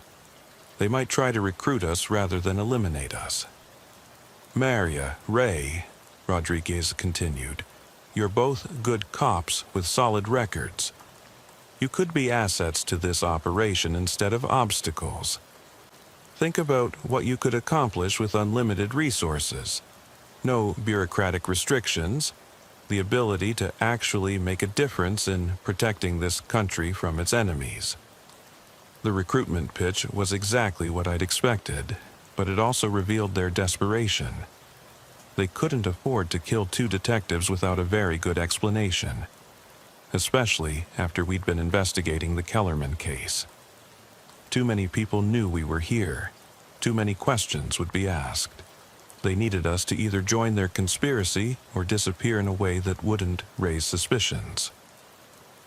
What's the alternative? I asked, though I already knew the answer. If we don't join your little shadow organization, what happens to us? The silence stretched out for several seconds before Rodriguez responded, and when he did, all pretense of friendliness was gone from his voice. Then you become a national security threat that needs to be eliminated, he said flatly. Your deaths will be tragic but explainable. 2 detectives killed in the line of duty while investigating a serial killer's hideout. Shot by unknown suspects who escaped in the confusion. Your families will get full benefits. Your names will be added to the memorial wall, and your investigation will disappear into classified files. Murphy's phone buzzed softly. A text message had come through, probably because we were close enough to the surface to get intermittent signal. He showed me the screen. Upload confirmed. Files distributed to all recipients. Dead man's switch armed. Even if they killed us now, the evidence would still be released. But that knowledge was cold comfort when facing immediate death. You have 60 seconds to decide, Rodriguez announced. Join the operation and help protect America from its enemies, or die as threats to national security. Either way, this conversation ends in 1 minute. I could hear movement outside the room, people taking positions, preparing for a final assault if we refused their offer. I looked around the hidden room one last time, at all the evidence of murder and corruption, at the photographs of victims who had died not because they were threats to national security, but because they had been inconvenient to powerful people. Whatever this operation really was, it had nothing to do with protecting America and everything to do with protecting the interests of those in power. Rodriguez, I called out, making my decision. Here's my counteroffer. You and your people surrender right now, and maybe we can work out a deal where you spend the rest of your lives in federal prison instead of getting the death penalty for treason. The response was immediate. A hail of gunfire that shattered the silence and sent concrete chips flying from the walls around us. "Move!" I shouted to Murphy, and we both rolled in different directions as the tactical team stormed into the room. The advantage of knowing the layout worked in our favor. They had to navigate around furniture and equipment while we could find cover and return fire from concealed positions. But our ammunition was limited, and they had overwhelming numbers. Murphy had taken position behind a metal shelving unit and was laying down covering fire, while I tried to reach a more defensible position near the back wall. "Maria, they're using non-lethal rounds," he called out during a brief pause in the shooting. "They want us alive." That knowledge changed the tactical situation significantly. If they needed us alive for interrogation or recruitment, we might be able to use that against them. I aimed for center mass on the nearest tactical officer and pulled the trigger, but instead of dropping, he stumbled and kept coming. Body armor and possibly additional protection beyond what normal police wore. These weren't just corrupt cops. They were trained operatives with military-grade equipment and tactics. We were outgunned and outmanned, fighting a losing battle against people who had every advantage. "Last chance," Rodriguez shouted over the gunfire. "Surrender now, or we start using lethal rounds." But I knew he was bluffing. They needed us alive to find out what we'd done with the evidence, who we'd contacted, what other loose ends needed to be tied up. As long as they had questions that needed answers, we had leverage. "Go to hell," Murphy responded, emphasizing his point with another burst of gunfire. The tactical team was advancing methodically, using overwhelming firepower to pin us down while they moved closer. Professional military tactics that suggested these people had training far beyond what any police department provided. We were fighting soldiers, not cops. The end came suddenly. A canister rolled across the floor between Murphy and me, and I had just enough time to recognize it as tear gas before the room filled with thick, choking smoke. My eyes were streaming, my lungs burning, and I could barely see the muzzle flashes as the tactical team moved in for final capture. Through the haze, I saw Murphy go down under a pile of black-clad figures, his weapon clattering across the concrete floor. I tried to retreat toward the back wall, but there was nowhere to go. Strong hands grabbed me from behind, zip-tying my wrists before I could resist. "Detective Maria Santos," a voice said close to my ear. "You're under arrest for obstruction of a federal investigation. You have the right to remain silent, and I strongly advise you to exercise that right." They dragged us out of the hidden room and up the basement stairs, past crime scene techs who were already working to sanitize the area. I recognized some of the faces, officers I'd worked with for years, people I'd trusted with my life, all of them part of this conspiracy. The betrayal was almost as painful as the zip ties cutting into my wrists. In the main warehouse space, they had set up what looked like a mobile command center. Banks of computer equipment, communication gear, and surveillance monitors showing feeds from cameras I hadn't even noticed around the industrial complex. This wasn't a hastily organized response to our discovery. This was a permanent operation that had been running for years. A man in an expensive suit was standing near the command center, studying reports and giving quiet orders to subordinates. He had the bearing of someone accustomed to authority, probably federal law enforcement or intelligence services. When he saw us being brought up from the basement, he walked over with the measured pace of someone who had all the time in the world. "Detective Santos, Detective Murphy," he said with a slight smile that didn't reach his eyes. "I'm Special Agent Richardson, FBI. I apologize for the dramatic circumstances of our meeting, but your investigation has stumbled into an ongoing federal operation of considerable sensitivity." The FBI credentials he showed looked legitimate, but after everything we'd discovered, I wasn't inclined to trust anyone's badge or identification. "Federal operation," I said, my voice hoarse from the tear gas. "Is that what you call murder and corruption? Because from where I'm standing, it looks like organized crime with law enforcement participation." Richardson's expression didn't change, but I could see calculation behind his eyes as he decided how much to reveal. "Detective, what you found in that basement represents 15 years of intelligence gathering on foreign operatives and domestic terrorists. Every person in those photographs was connected to threats against national security.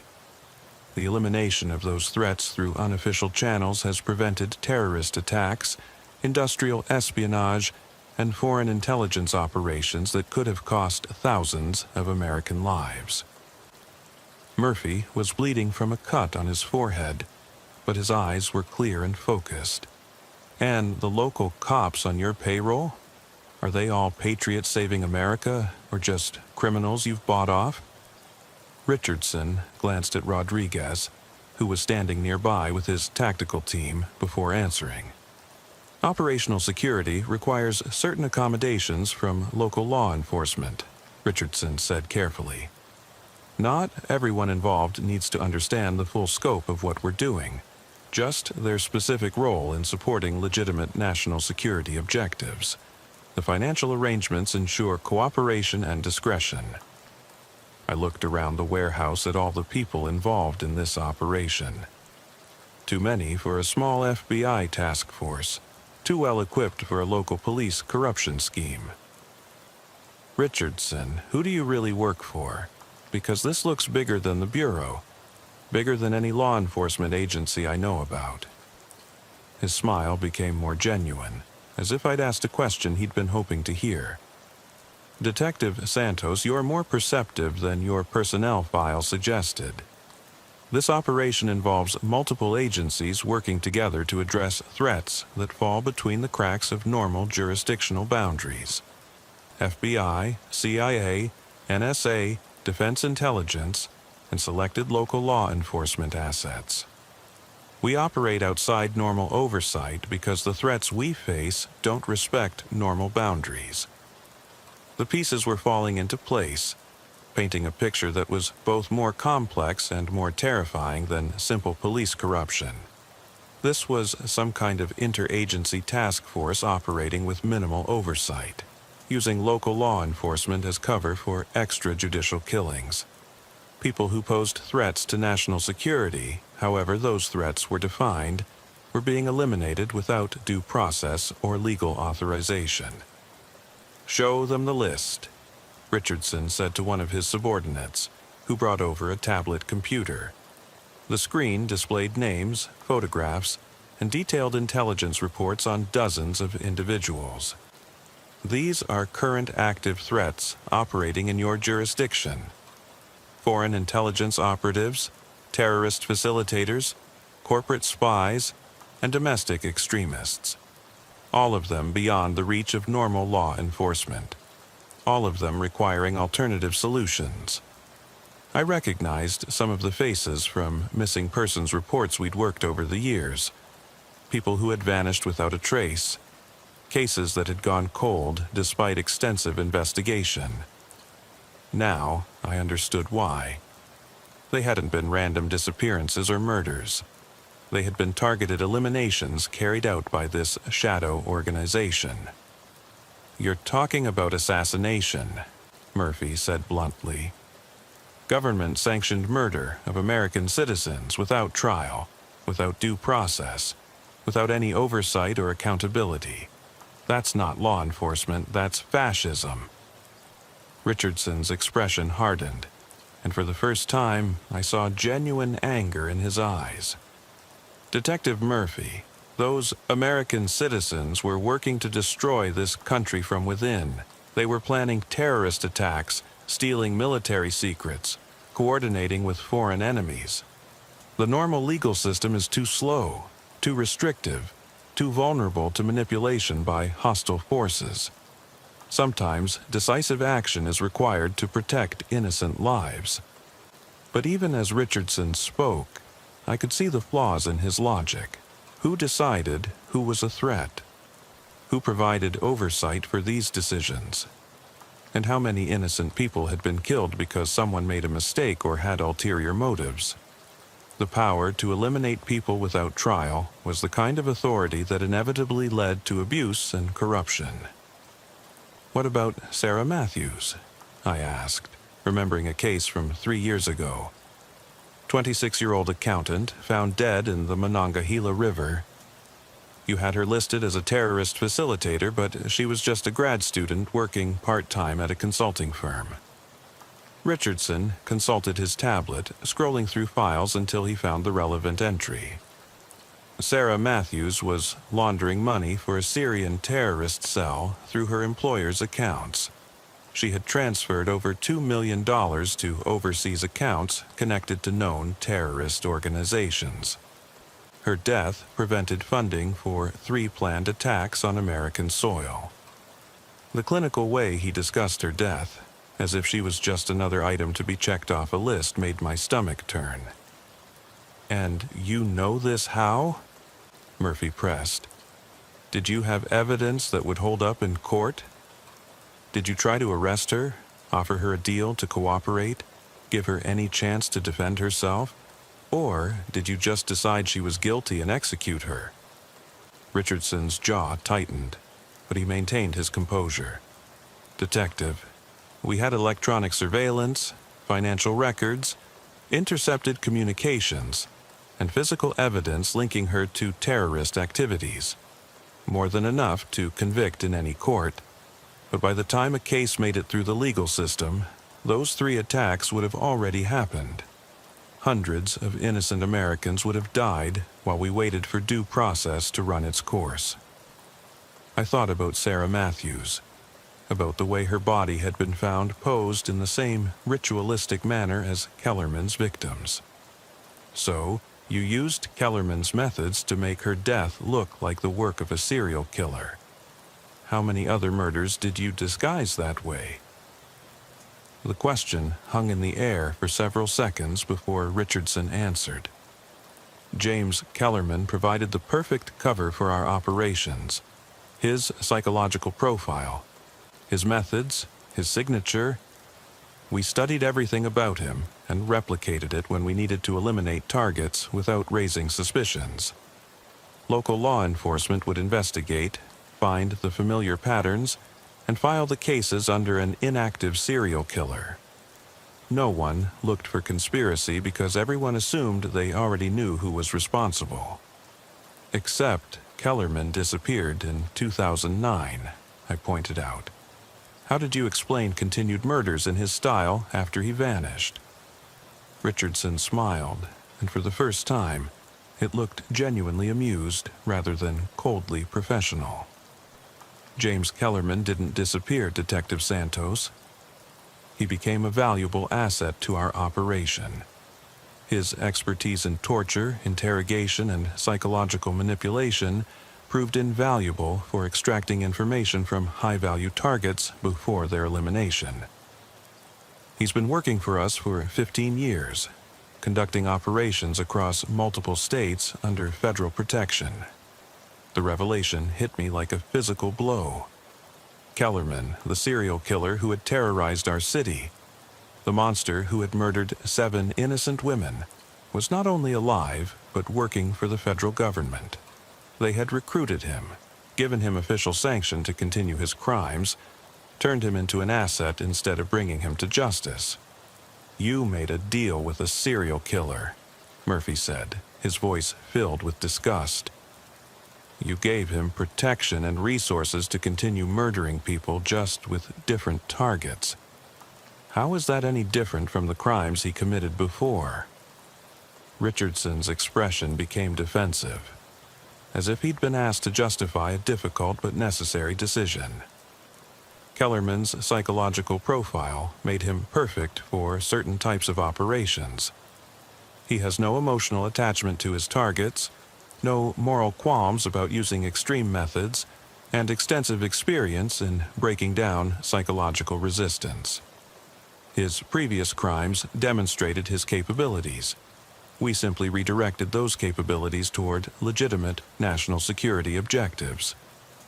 I thought about all the families who had never gotten closure, who still wondered what had happened to their loved ones, who lived with the pain of knowing that Kellerman had escaped justice. "What about his original victims?" I demanded. "What about their families?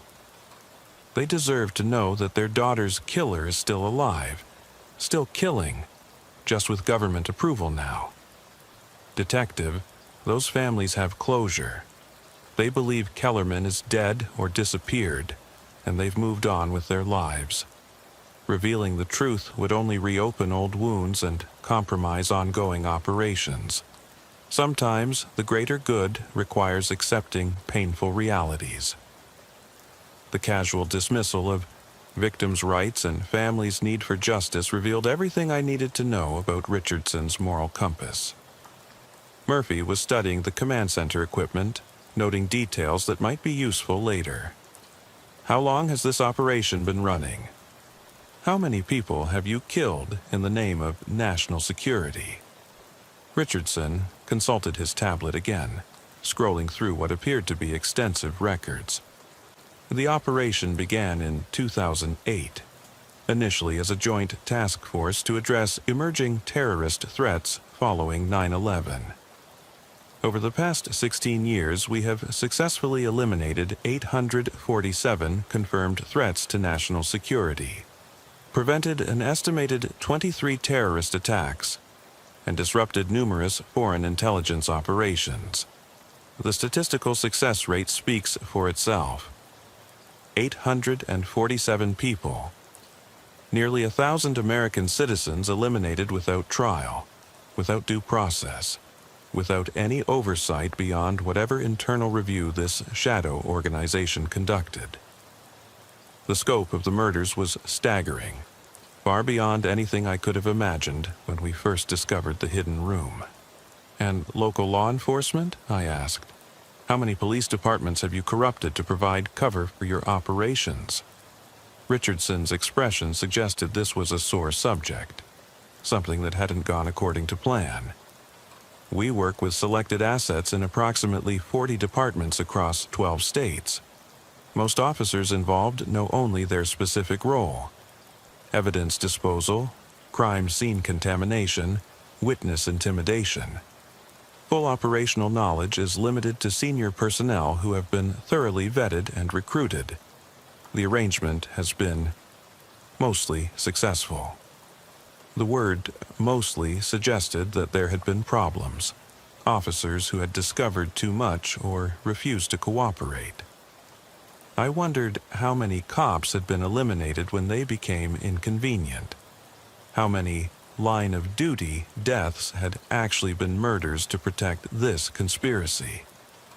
What happens to officers who don't cooperate? Murphy asked, echoing my thoughts. What happens to cops who discover the truth and decide they can't be part of it? Richardson's pause before answering told us everything we needed to know. Non-cooperative personnel are transferred, reassigned, or retired depending on the level of their knowledge and the potential threat they represent. In extreme cases, more decisive action may be required to protect operational security. The euphemisms couldn't hide what he was really saying. Cops who refused to play along were eliminated just like any other threat. I looked around the warehouse again, at all the people involved in this operation, at the sophisticated equipment and coordination required to pull off murders across multiple states for over a decade. Richardson, this isn't about national security. This is about power. The power to decide who lives and dies without accountability, without oversight, without consequences. You've created a secret police force that operates outside the law and above the law. Detective Santos, the world changed after September 11th. The threats we face require new approaches, new tools, new willingness to make difficult decisions. Traditional law enforcement is inadequate for dealing with enemies who don't respect legal boundaries or constitutional protections. Sometimes protecting democracy requires acting outside democratic institutions. The circular logic was maddening. They had appointed themselves as the ultimate arbiters of who deserved to live or die, justifying murder by claiming it was necessary to protect a system they were actively undermining. Every principle of justice, due process, and constitutional protection had been abandoned in favor of expediency and power. So, what happens to us now? I asked, though I suspected I already knew the answer. We had seen too much, learned too much, documented too much evidence of their operations. Even if they tried to recruit us, we would always be a security risk. And given our response to their recruitment pitch, it was clear that we would never willingly cooperate. That depends, Richardson said, consulting his watch. Your partner uploaded files to several external servers before we could stop him. We've been monitoring the recipients, and most of them are legitimate law enforcement agencies or journalists who can be managed through appropriate channels. but we need to know if there are any other copies, any other people who might have access to this information. Murphy met my eyes, and I could see the calculation there. The dead man's switch was still armed, set to release everything in less than 4 hours if he didn't check in. They might be able to intercept some of the uploads, suppress some of the stories, but they couldn't control everything. The evidence would get out, and people would start asking questions.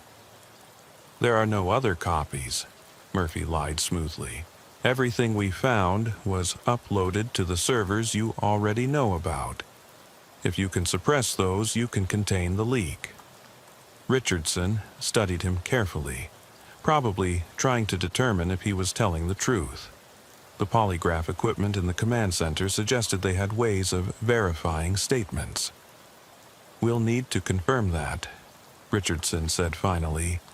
Both of you will be transferred to a secure facility for debriefing. If you cooperate fully, answer all questions honestly, and help us identify any remaining security breaches, we might be able to work out an arrangement that keeps you alive. The threat was clear. Cooperation meant survival. Resistance meant death. What kind of arrangement? I asked, stalling for time. Every minute that passed brought us closer to Murphy's dead man's switch activation. If we could keep them talking for 4 more hours, the evidence would be released automatically, and our deaths wouldn't stop the exposure of their operations.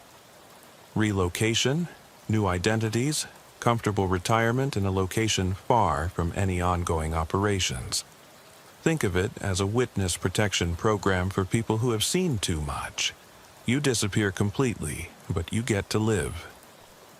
Richardson's tone suggested this was a generous offer, better than what most people in our situation could expect. "And if we refuse?" Murphy asked. Richardson's expression didn't change, but the tension in the room increased noticeably. Everyone knew what the alternative was, but no one wanted to say it explicitly. "Then you become a security threat that needs to be eliminated," Richardson said kindly. "Your deaths will be tragic but explainable. 2 detectives killed while investigating a dangerous criminal organization. The case will be classified, the evidence will disappear, and your families will never know the truth about what happened to you." I thought about my ex-husband, about the daughter I rarely saw because of my dedication to the job, about all the cases I'd worked and victims I'd tried to help. If I disappeared into some federal witness protection program, would any of it have mattered? Would justice ever be served for the hundreds of people this organization had murdered? "We need time to think about it," I said, hoping to buy more time for the dead man's switch to activate. Richardson checked his watch again and shook his head. "Detective, we're on a tight schedule. Other operations are planned for tonight, and we need to know your decision before we can proceed. You have 30 minutes to discuss your options and give us an answer." The deadline was clearly designed to prevent us from developing any escape plans or finding ways to contact outside help. Richardson walked away to confer with his subordinates, leaving us under guard but able to talk quietly. Murphy leaned closer and whispered, 3 hours and 20 minutes until the switch activates. If we can delay them that long, everything gets released automatically." The guards were watching us closely, but they couldn't hear our whispered conversation over the ambient noise of the command center. "They're going to polygraph us," I whispered back. "They'll know about the dead man's switch as soon as they start asking detailed questions. We need to either escape or find a way to disable their equipment." The polygraph machines were sophisticated, probably military-grade equipment that would detect any attempt at deception. I studied the warehouse layout, looking for potential escape routes or weaknesses in their security. The main entrance was heavily guarded, but there were loading docks on the far side of the building that might be less well defended. The problem was getting there without being shot by guards who had already demonstrated their willingness to use lethal force. "Maria," Murphy whispered, "even if we escape, they'll hunt us for the rest of our lives. This organization has resources, connections, and no moral constraints. We'll never be safe as long as they exist." He was right. Even if we survived tonight, even if the evidence was released and the story became public, there would always be people who wanted revenge for the exposure of their operations. Then we make sure the exposure is so complete, so damaging, that they can't afford to come after us, I whispered back. The dead man's switch is just the beginning. We need to find ways to keep the story alive, keep investigators digging, make ourselves more valuable alive than dead as witnesses and sources. Richardson was walking back toward us, his expression grim. Behind him, technicians were setting up what looked like interrogation equipment. Polygraph machines, cameras, recording devices. They were preparing for a thorough debriefing that would extract every piece of information we possessed before making their final decision about our fate. "Detectives," Richardson said, "I'm afraid the timeline has been accelerated. We've received intelligence about potential security breaches that require immediate action. We need your decision now, and we need complete cooperation if you choose to accept our offer." The urgency in his voice suggested that something had gone wrong with their other operations. "What kind of security breaches?" I asked, genuinely curious about what might have rattled an organization that seemed so confident in its power and secrecy. Richardson hesitated before answering, clearly debating how much to reveal. "Other law enforcement personnel have been asking questions about missing evidence, unexplained crime scene contamination, and suspicious deaths in cases dating back several years. Your investigation may have triggered broader scrutiny that threatens multiple ongoing operations." The admission revealed a critical weakness. Their operations depended on secrecy and the cooperation of corrupt officers. If too many honest cops started asking questions, the entire conspiracy could unravel. "Good," Murphy said with satisfaction. "Maybe there are still some real police officers left who care about justice more than payoffs." Richardson's jaw tightened at the insult, but he maintained professional composure. "Detective Murphy, those real police officers don't understand the bigger picture. They see individual cases, isolated incidents, local crimes. They don't see the patterns, the connections, the strategic threats that require coordinated response. Their interference could cost American lives." The rationalization was getting weaker, more desperate, as if Richardson was trying to convince himself as much as us. I made my decision. "Richardson, here's our answer. We'll cooperate fully with your debriefing, answer all your questions honestly, and help you identify any security breaches." His expression brightened slightly, thinking he'd successfully recruited us. "But in exchange, we want full immunity, official recognition as federal assets, and oversight authority over your operations going forward." The silence that followed was profound. Richardson stared at me as if I'd lost my mind, while his subordinates exchanged glances that ranged from amazement to anger.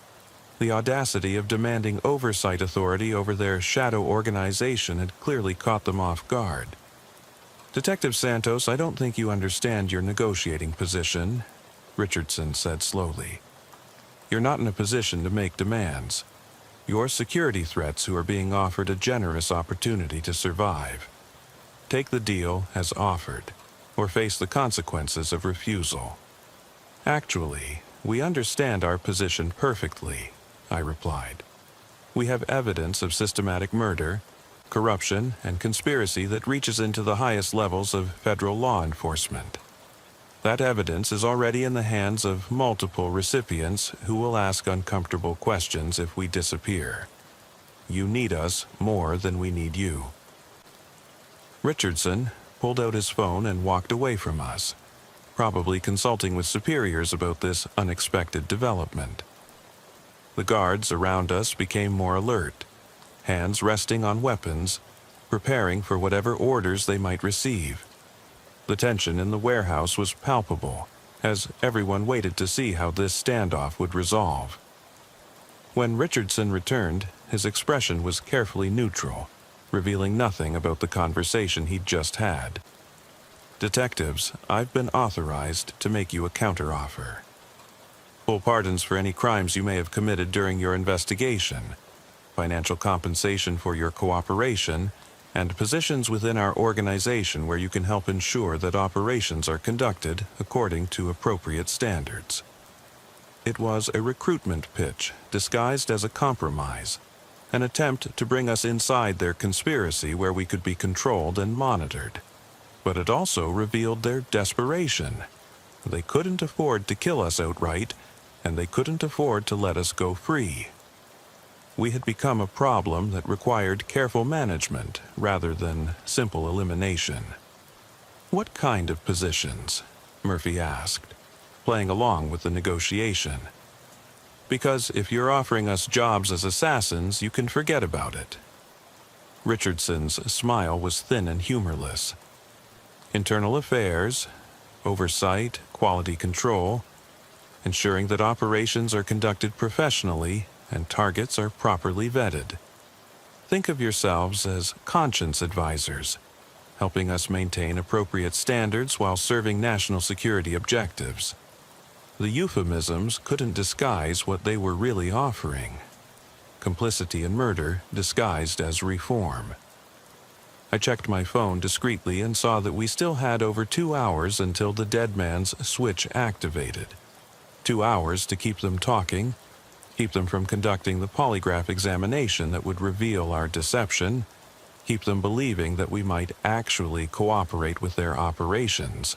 We'll need time to review the organizational structure, understand the decision-making process, and evaluate the oversight mechanisms, I said, adopting a bureaucratic tone that suggested serious consideration of their offer. This is a major career change that requires careful evaluation. Richardson nodded, apparently satisfied that we were taking their offer seriously. "Of course. We can provide you with briefing materials, organizational charts, operational procedures, everything you need to make an informed decision. But I must emphasize that this offer has a limited time frame. Other security considerations may force us to take alternative actions if negotiations are prolonged." The threat was still there, but now it was wrapped in the language of corporate negotiation rather than criminal intimidation. They were trying to legitimize their operations, make them seem like official government activities rather than the rogue conspiracy they actually represented.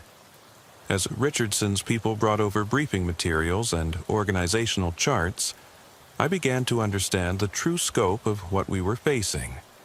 This wasn't just a rogue FBI operation or even a multi-agency task force. This was a shadow government organization with connections to defense contractors, intelligence agencies, foreign allies, and corporate interests that spanned multiple countries and industries.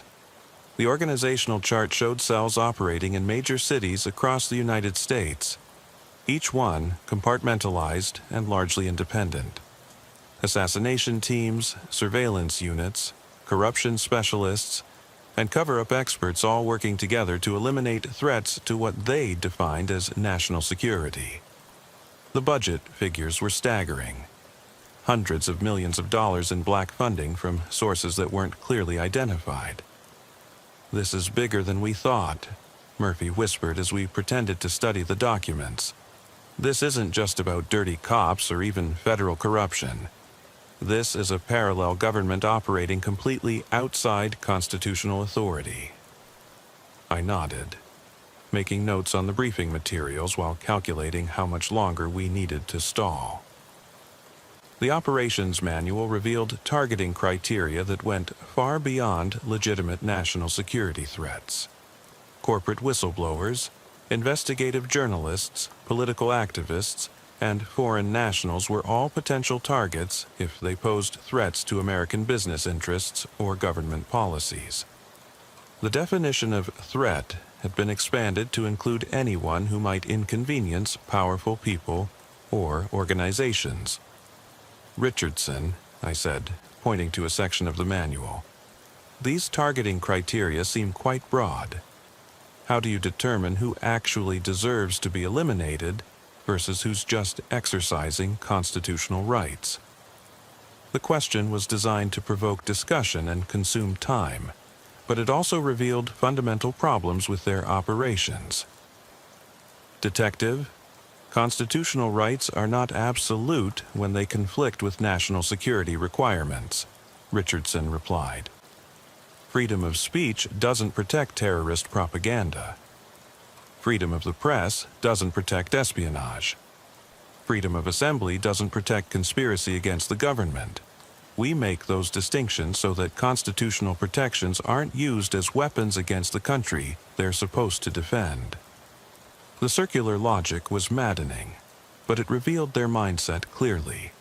They had appointed themselves as the ultimate arbiters of what constitutional rights people deserved, what speech was protected, what journalism was legitimate. It was the kind of authority that led inevitably to tyranny and oppression. Murphy was studying financial records showing payments to various individuals and organizations. These contractor payments, he said, some of them are going to private military companies, intelligence firms, and corporations that have government contracts. Are you outsourcing assassinations to private contractors? Some operations require specialized capabilities that government personnel don't possess, Richardson admitted. Private contractors provide flexibility, plausible deniability, and expertise in areas where federal employees might be constrained by regulations or oversight. It's a force multiplier that allows us to operate more effectively. I thought about all the implications of privatized assassination. Profit motives driving murder, corporate executives making life and death decisions, shareholders benefiting from contract killings disguised as national security operations. The corruption of the military-industrial complex had reached its logical conclusion in the commodification of murder. What about accountability? I asked. Who reviews these targeting decisions? Who ensures that innocent people aren't being eliminated by mistake or for personal reasons? Richardson's pause before answering suggested this was another sore subject. We have internal review processes, quality control measures, and oversight protocols that ensure appropriate standards are maintained, he said finally. But operational security requires that these processes remain classified and compartmentalized. External oversight would compromise effectiveness and put personnel at risk. In other words, they had no real accountability because accountability would interfere with their ability to operate in secrecy. It was the classic justification used by every authoritarian organization. Transparency and oversight were luxuries they couldn't afford in the face of existential threats. My phone showed that we had 90 minutes until the dead man's switch activated. The briefing session was taking longer than Richardson had probably planned, but his people seemed genuinely interested in convincing us to join their organization. They wanted us to believe we could reform it from within, make it more ethical and accountable, while still supporting its fundamental mission. Detective Santos, Richardson said, I can see you have concerns about our methods and oversight. That's exactly why we need people like you involved. Your experience in traditional law enforcement, your commitment to justice, your moral compass, these are valuable assets that can help us improve our operations while maintaining effectiveness. The recruitment pitch was sophisticated, appealing to my desire to make a difference while downplaying the moral compromises required. They wanted me to believe that I could be a force for good within their organization, that my participation would somehow legitimize their murders and make them more ethical. What guarantees do we have? Murphy asked. If we join your organization and later decide we can't live with what we're doing, what happens then? Can we resign? Can we transfer to other positions? Or are we committed for life? The question cut to the heart of what kind of organization they were really running. Once you have operational knowledge at this level, certain security constraints become permanent, Richardson admitted. But we provide excellent benefits, interesting work, and the satisfaction of knowing you're protecting American lives and interests. Most of our personnel find the work rewarding and choose to remain with the organization throughout their careers. The euphemisms couldn't hide the reality. Once you joined their conspiracy, you could never leave. You became complicit in their crimes, dependent on their protection, and vulnerable to elimination if you ever tried to expose their operations. It was a life sentence of moral compromise and criminal participation.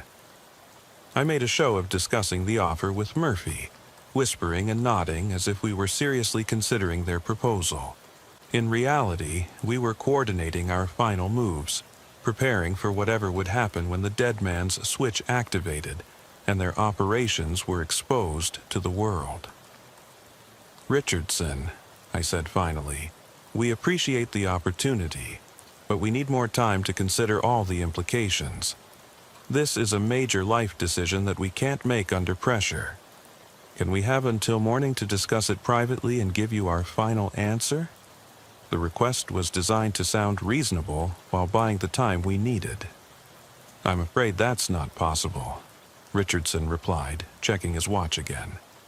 Other operations are scheduled for tonight, and we need to resolve your situation before proceeding. You have 30 more minutes to make your decision, and then we'll need to move forward with alternative arrangements. The deadline was clearly non-negotiable, which meant they were planning to eliminate us if we didn't agree to join their conspiracy. But it also meant that we only needed to survive for 1 more hour until the evidence was automatically released. Whatever happened after that, the truth would be out there for people to find. What alternative arrangements? I asked, though I already knew the answer. Richardson's expression became coldly professional, all pretense of negotiation abandoned. Detectives, if you refuse our offer, you become security threats that must be eliminated to protect ongoing operations. Your deaths will be regrettable but necessary, and they'll be explained in ways that protect the organization's interests. Your families will never know the truth about what happened to you. The casual way he discussed our murders, as if they were routine business decisions rather than the destruction of human lives, revealed everything about the kind of people we were dealing with. They had lost any sense of moral constraint or human empathy in their pursuit of power and control. Murphy and I exchanged glances, and I could see the same determination in his eyes that I felt in my own heart. We had become the guardians of evidence that could expose this conspiracy and bring justice for hundreds of victims. Even if it cost us our lives, we couldn't let their crimes continue in secrecy. Richardson, I said, standing up and facing him directly, here's our final answer. We will never join your organization, we will never cooperate with your murders, and we will never stop fighting to expose what you've done. You can kill us, but you can't kill the truth. Too many people know too much for your secrets to stay buried. The warehouse erupted into activity as guards reached for weapons and Richardson barked orders into his radio. But it was too late. In the distance, I could hear sirens approaching, multiple vehicles moving fast toward our location. Someone had received the evidence we'd uploaded and was responding with overwhelming force. How? Richardson demanded, his composure finally cracking. We monitored all your communications, intercepted your uploads, contained the distribution. How did you get word out? Murphy smiled grimly as he showed Richardson his phone. Dead man's switch, he said simply. If I don't check in every 6 hours, everything gets released automatically to every law enforcement agency and journalist in our contact list. Your interrogation took too long, Richardson. The world is about to learn everything about your shadow organization. The sirens were getting closer, and I could see panic spreading through Richardson's people as they realized their carefully controlled situation was spiraling out of control. Some were destroying equipment, others were gathering intelligence files, and still others were preparing defensive positions for what was about to become a siege. "You've doomed us all," Richardson said, his face pale with anger and fear. "You have no idea what forces you've unleashed, what consequences your actions will have. This organization exists because it's necessary, because the threats we face require extreme measures. Without us, America is vulnerable to enemies who won't hesitate to exploit our constitutional constraints. Then, maybe America needs to find better ways to defend itself," I replied. "Ways that don't require abandoning every principle we claim to stand for. Ways that don't require murder and corruption and conspiracy. You've become the very thing you claim to be fighting against." The first police cars were pulling into the warehouse parking lot, followed by federal vehicles and what looked like a SWAT team. Through the windows, I could see officers taking positions around the building, preparing for a coordinated assault on a federal operation that had gone completely off the rails. Richardson pulled out his phone and made one final call, his voice urgent and desperate. "This is Operation Oversight, requesting immediate extraction and evidence destruction protocols. The situation is compromised beyond recovery. Repeat, initiate scorched earth protocols immediately." He was trying to destroy evidence and escape before the building was surrounded. But it was too late. The warehouse was surrounded. The evidence was already in the hands of multiple agencies, and the conspiracy that had operated in darkness for 16 years was about to be exposed to the harsh light of justice. Richardson and his people had finally encountered something they couldn't control, couldn't corrupt, couldn't eliminate. As federal agents stormed into the warehouse, I realized that this was just the beginning. The evidence we'd released would trigger investigations across multiple states, expose corruption in dozens of police departments, and reveal a conspiracy that reached into the highest levels of government. It would take years to unravel all the connections, prosecute all the criminals, and provide justice for all the victims. But for the first time in months, I felt something I'd almost forgotten. Hope. Hope that the system could still work when good people refused to be corrupted, refused to be silenced, refused to accept that murder was an acceptable tool of government. Hope that truth and justice were still possible, even in the face of overwhelming power and systematic corruption. The weight of evidence we'd carried for one terrible night had finally found its proper destination. Not hidden in shadows and buried in bureaucracy, but exposed to sunlight and subjected to the judgment of people who still believed in the principles this country was supposed to represent. How many more conspiracies were still operating in darkness, waiting for someone brave enough to shine a light on them? The radio crackled to life at 1:14 a.m., pulling me from the paperwork that had been keeping me company during another quiet shift. Officer Danny Reeves here, 12 years with the Millbrook Police Department, working the graveyard shift in a town where the most exciting call is usually a drunk driver or domestic disturbance. But tonight's call was different. A break-in at the old Municipal Records building, the one they'd been planning to demolish for the past 5 years. Unit 47, respond to 1247 Elm Street. Possible burglary in progress. Silent alarm triggered, no visual confirmation of suspects. Dispatch crackled through the static. The records building had been empty since the city moved all their files to digital storage and relocated to the new government center. Nothing left in there except old paper files and outdated equipment that wasn't worth stealing. Made me wonder why anyone would bother breaking in. I drove through the empty streets, past darkened storefronts and sleeping houses, toward the old part of town where they kept the buildings nobody wanted anymore. The Records building was a 3-story brick structure from the 1940s, the kind of imposing government architecture that was supposed to make citizens feel small and intimidated. Windows dark, parking lot empty, no obvious signs of forced entry from the street side. I parked across the street and radioed my arrival, then sat for a moment observing the building. Sometimes you learn more by watching than by charging in with your flashlight blazing. The silent alarm could have been triggered by anything. A loose window, a settling foundation, even a large rat setting off a motion detector.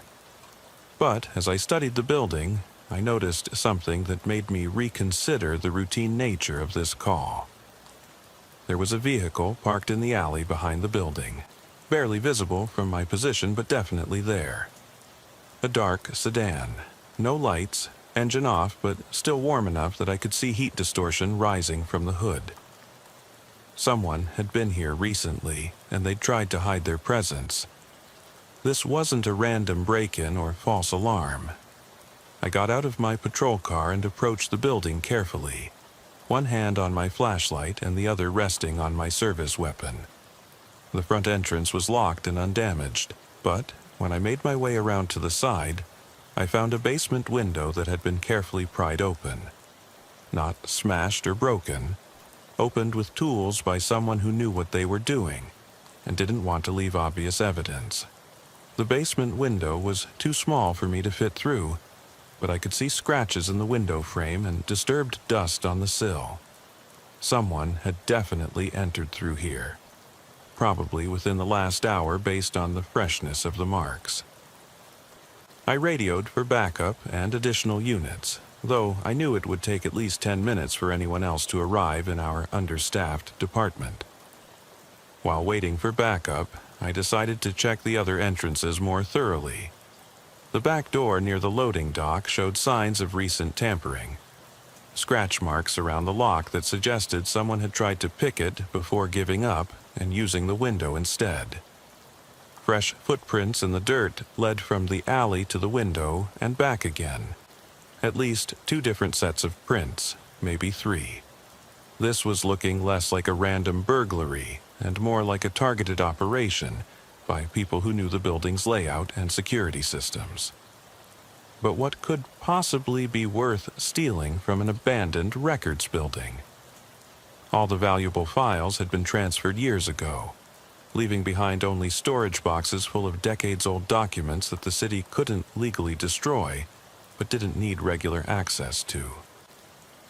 My backup arrived just as I was finishing my external examination. Officer Sarah Kim, a 5-year veteran who'd transferred to our department from the state police. She parked behind my cruiser and approached with the kind of cautious professionalism that suggested she'd seen her share of situations that looked routine, but turned deadly. "What do we have, Danny?" she asked, checking her equipment as she surveyed the building. I filled her in on what I'd observed: the hidden car, the jimmied window, the signs of professional entry techniques. Sarah nodded thoughtfully, then pointed something out that I'd missed. "Look at the pattern of those footprints," she said, kneeling next to the marks in the dirt. "They're not random. Someone walked directly from the car to the window, then back to the car, then back to the window again. Like they were carrying something heavy that required multiple trips." The observation was sharp, and immediately changed my assessment of what we were dealing with. If burglars were making multiple trips to remove items from the building, it suggested they were after something specific and valuable enough to justify the risk of extended exposure. But what could be worth that much effort in a building full of forgotten government paperwork? "Sarah, let's check that car in the alley before we go inside," I suggested. "If this is an active burglary, the suspects might still be in the building, and we need to know what we're walking into." we approached the sedan carefully, using our flashlights to examine the interior without getting too close. The car was a rental, based on the sticker in the rear window, but the plates were local. Inside, I could see maps of the city spread across the front seat, with the records building circled in red ink. More concerning were the photographs scattered on the dashboard. Surveillance shots of the building taken from different angles, some during the day and others at night. This wasn't a spontaneous crime. Someone had been planning this break-in for days or weeks. "Danny, look at this," Sarah said, pointing her flashlight at something near the car's rear bumper. There were wooden crates stacked against the alley wall, the kind used for shipping documents or fragile items.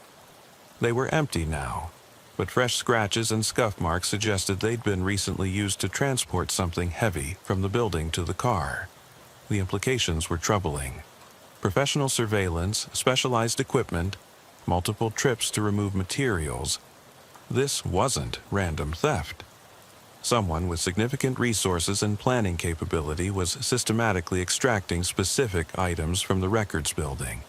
But what documents could be valuable enough to justify this level of effort and risk? "We need to get inside and see what they were after," I said, though every instinct was telling me that this situation was more dangerous than a routine burglary call. Sarah checked her radio to make sure we had communication with dispatch, then nodded toward the building. "Front entrance or basement window?" she asked. I considered the options. The front entrance would be safer and more familiar, but it would also be obvious and loud. If there were still people inside, they'd hear us coming and have time to prepare or escape. The basement window offered stealth, but limited our exit options if things went wrong. Front entrance, I decided. If this is as professional as it looks, they'll have someone watching the obvious approaches anyway. At least this way we won't be crawling through windows if we need to get out fast. Sarah agreed, and we made our way back to the main entrance. The front door was locked with an old-style deadbolt that hadn't been updated since the building was constructed. Sarah produced a set of lockpicks from her equipment belt, a skill she'd learned during her state police days when dealing with abandoned properties and welfare checks. Within 2 minutes, she had the lock open and we were inside the darkened lobby.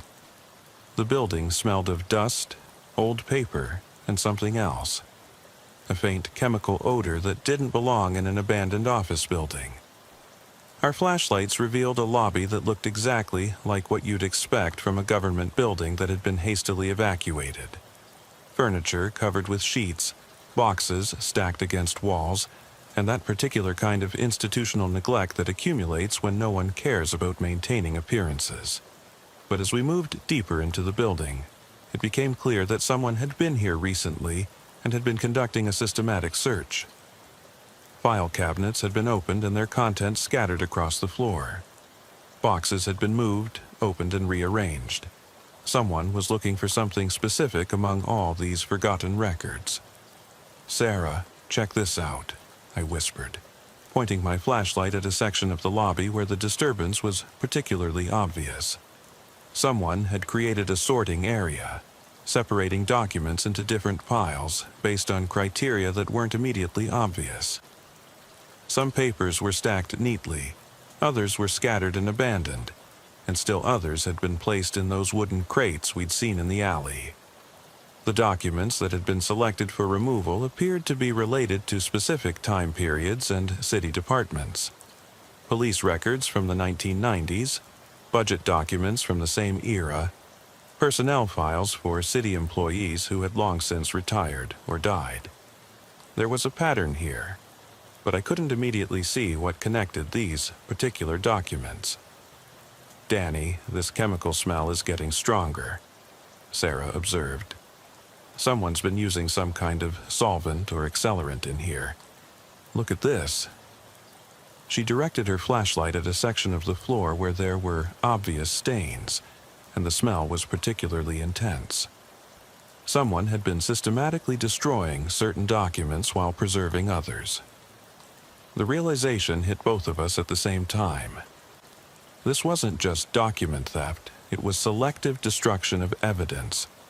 Someone was eliminating specific records while making it look like random vandalism or theft. They were rewriting history by removing inconvenient facts from the official record. As we moved toward the basement stairs, following the path the intruders had obviously taken multiple times, I couldn't shake the feeling that we were walking into something much more dangerous than a simple break-in. Someone with the resources to plan and execute this operation wouldn't hesitate to eliminate witnesses if necessary.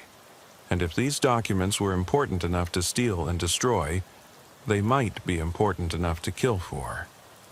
"Sarah," I whispered as we approached the basement door. "Maybe we should call this in and wait for more backup. This is starting to feel like something bigger than we can handle." But even as I said it, I knew we couldn't wait. If there were still people in the building, every minute we delayed gave them more time to complete their mission and escape. The basement door was open, and we could see light coming from somewhere below. Not electric lighting, but the warm glow of battery-powered lanterns. Someone was definitely still down there, working by artificial light to avoid detection from outside. We could hear faint sounds of movement, papers being shuffled, and occasional voices speaking in low tones. "At least 2 people," Sarah whispered, drawing her service weapon. "Maybe more. They're not trying to be quiet anymore, which means they're either almost finished or they don't care about being detected." Neither possibility was encouraging from our perspective. I drew my own weapon and checked my radio one more time to ensure we had communication with dispatch.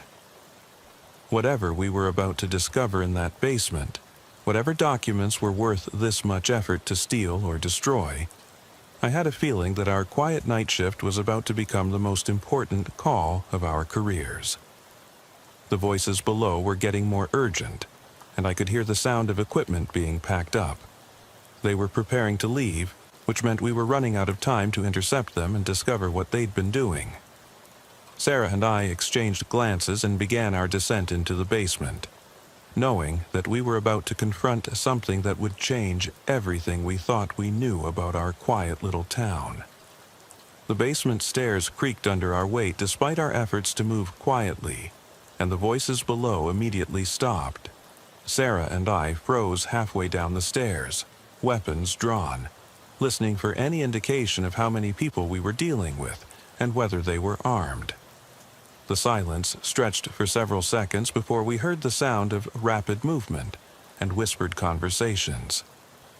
"Police, come out with your hands visible," I called down, following standard procedure even though I suspected these weren't ordinary burglars who would surrender peacefully. The response was immediate. The sound of papers being frantically shuffled, equipment being moved, and what sounded like someone trying to force open a window or door. Sarah gestured for me to continue down while she covered the stairs, and I moved carefully into the basement proper. What I saw there made me understand why someone would go to such elaborate lengths to access this abandoned building. The basement wasn't just a storage area. It was a systematic archive of documents that had been carefully organized and preserved, unlike the chaotic mess we'd seen upstairs. But, more importantly, someone had set up a sophisticated document processing operation down here. High-end scanners, computer equipment, industrial-grade paper shredders, and what appeared to be chemical baths for dissolving certain types of ink or paper. This wasn't theft. It was intelligence gathering and evidence destruction on a massive scale.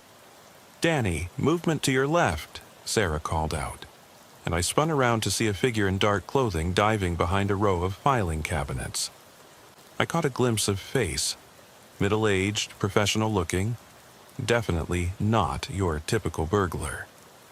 This person had the bearing of someone accustomed to authority and comfortable with planning complex operations. "Police, stop and show your hands," I shouted, moving to get a better angle on the suspect's position. But instead of compliance, I heard the sound of papers being fed into a shredder, someone frantically destroying evidence even as we closed in on their position. Whatever documents they were after, they considered them important enough to risk arrest, or worse, to keep them secret. Sarah had reached the bottom of the stairs and was moving to flank the filing cabinets from the other direction. 2 suspects, she called out quietly. One behind the cabinets, one near the far wall operating some kind of equipment. The coordination suggested these weren't random criminals, but people with training and experience in conducting covert operations. I could see the glow of computer screens near the far wall, and the sound of high-speed scanning equipment suggested that someone was digitizing documents as fast as possible. They weren't just destroying evidence. They were preserving copies for their own use while eliminating the originals from official records. "This is Officer Reeves, Millbrook PD," I called out, trying to establish communication. "We know you're here. We know what you're doing, and backup is on the way. Come out now, and we can resolve this peacefully." The response was not what I expected. "Officer Reeves," a voice called back from behind the filing cabinets, "you're interfering with a federal investigation. Stand down and exit the building immediately, or face charges for obstruction of justice." The tone was authoritative, confident, and completely at odds with what should be a desperate criminal caught in the act. "Federal investigation?" I replied, glancing at Sarah, who looked as confused as I felt. "Show me some identification and explain what you're doing in a locked municipal building without authorization." The claim of federal authority was either a desperate bluff or an indication that this situation was much more complex than we'd realized. "Agent Morrison, FBI," the voice responded, and a hand appeared above the filing cabinets holding what looked like federal credentials. "We're conducting a classified investigation into corruption in local government. These documents contain evidence of criminal activity that requires federal intervention." Sarah and I exchanged glances, both of us trying to process this unexpected development. If these were really federal agents, we could be interfering with a legitimate operation. But their methods, breaking and entering, destroying documents, operating without local law enforcement notification, didn't match any federal procedure I was familiar with. "Agent Morrison," I called back, "we're going to need to verify your credentials and get confirmation from your supervisor before we can stand down. In the meantime, stop destroying documents and step out where we can see you." The request was reasonable, but the response suggested that reasonableness wasn't going to resolve this situation. "Officer, I don't have time for your bureaucratic procedures," Morrison replied, his voice becoming more tense.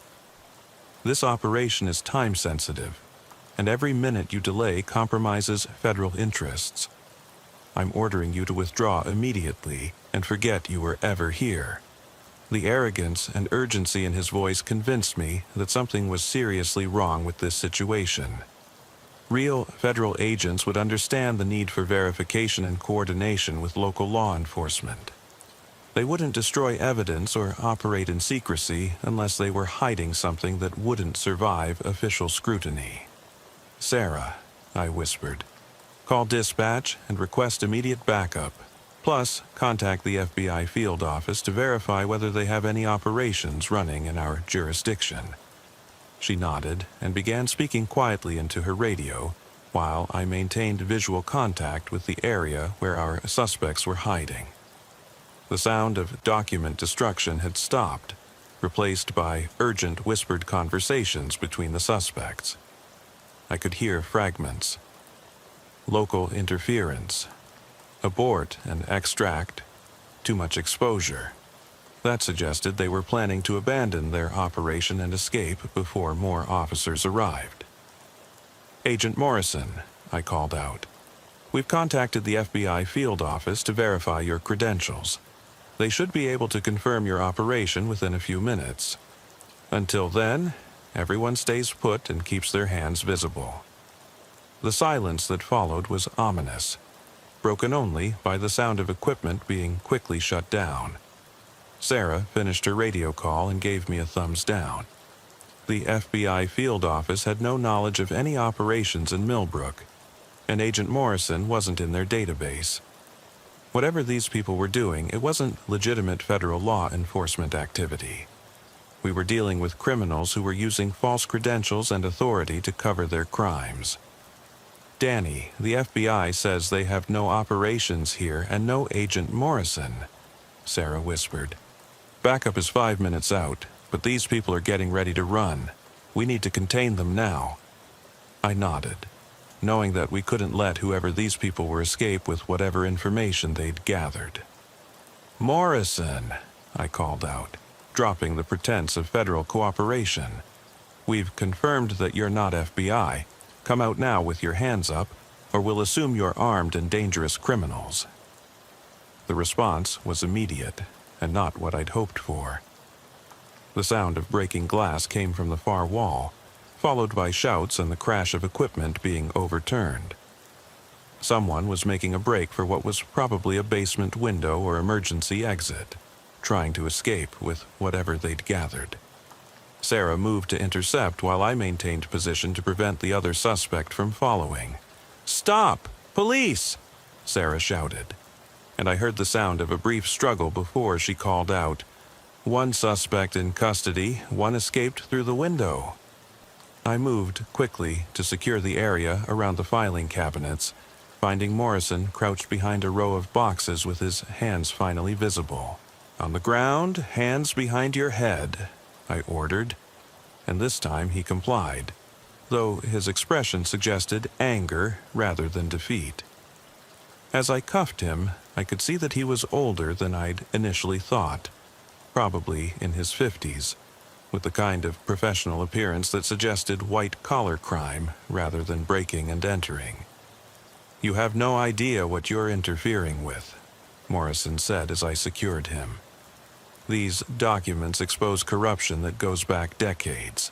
People died to keep these secrets buried, and more people will die if the truth comes out." The comment was both threatening and intriguing, suggesting that whatever they'd been after was connected to serious crimes. Sarah returned from pursuing the escaped suspect, shaking her head. "Lost him in the alley. He had a car waiting and was gone before I could get close enough for identification." She looked around the basement at the sophisticated equipment and scattered documents. "Danny, this isn't random. Look at what they brought down here." The document processing setup was impressive and expensive. Professional-grade scanners capable of digitizing hundreds of pages per hour, encryption software for securing the copied files, and chemical baths for destroying original documents without leaving traces. This was the kind of operation that required significant funding and technical expertise. More concerning were the documents themselves. As I examined the papers scattered around the processing area, I began to see patterns that explained why someone would go to such lengths to obtain them. Police incident reports from the 1990s that had been marked classified or sealed. Budget documents showing unexplained payments to individuals and organizations. Personnel files for city employees who had died under suspicious circumstances. "Morrison," I said, kneeling next to where he was secured. "What's so important about 20-year-old municipal records? Who were you working for? And why are these documents worth breaking federal laws to obtain?" His smile was cold and knowing, suggesting that he understood something about the situation that I didn't. "Officer Reeves, you think you stumbled onto a simple burglary, but you've actually uncovered something much more dangerous," Morrison said. "These documents prove that your police department has been covering up murders, taking bribes, and eliminating witnesses for decades. The people involved in that corruption are still alive, still in positions of power, and they will do anything to keep their secrets buried." The accusation hit like a physical blow. The idea that my own department, people I'd worked with and trusted for 12 years, might be involved in systematic corruption and murder was almost impossible to process. But as I looked around at the evidence of their sophisticated operation, I began to understand why someone would be so desperate to control these particular documents. "You're lying," I said, though I could hear the uncertainty in my own voice. "Even if there was corruption years ago, the people involved would be long gone by now. This is ancient history." Morrison's laugh was bitter and knowing. "Officer, half the current command staff were patrol officers or detectives during the period covered by these documents. Your chief, your lieutenant, your sergeant, they all knew what was happening, and some of them were directly involved. These records would destroy careers and send people to prison for life." The scope of what he was suggesting was staggering. Sarah was photographing the documents and equipment with her phone, preserving evidence of what we'd discovered. "Danny, look at some of these incident reports," she said, her voice tight with anger. "Suspicious deaths ruled as accidents or suicides, evidence that disappeared from crime scenes, witnesses who died in convenient accidents. If even half of this is true, there's been a conspiracy to cover up serious crimes for 20 years. I examined some of the documents she was pointing to, and the patterns were disturbing. Multiple cases where evidence had been lost or destroyed, witnesses had recanted their statements or died before trial, and investigations had been suddenly closed without explanation. The common thread was always the same handful of officers who had been present at critical moments when cases fell apart. Morrison, even if what you're saying is true, what you're doing is still illegal," I said. "Breaking and entering, destroying evidence, impersonating federal agents. You're criminals regardless of what these documents contain." His expression became more serious, almost sympathetic. "Officer Reeves, do you think official channels would have worked? Do you think filing complaints or requesting investigations would have exposed this corruption when the people you'd be complaining to are the same people involved in the cover-up?" The question was uncomfortable because I couldn't immediately think of a good answer. The sound of approaching sirens indicated that our backup was finally arriving, but I wasn't sure if that was good news or a catastrophe. If Morrison was telling the truth about corruption in the department, then some of the officers responding to our call might be part of the conspiracy he was trying to expose. We could be about to hand over evidence of their crimes directly to the people who were trying to hide it. "Sarah," I whispered urgently, "we need to be very careful about who we trust with this information. If there really is corruption in the department, we don't know who might be involved." She nodded grimly, understanding the implications immediately. Morrison overheard our conversation, and his expression became more urgent.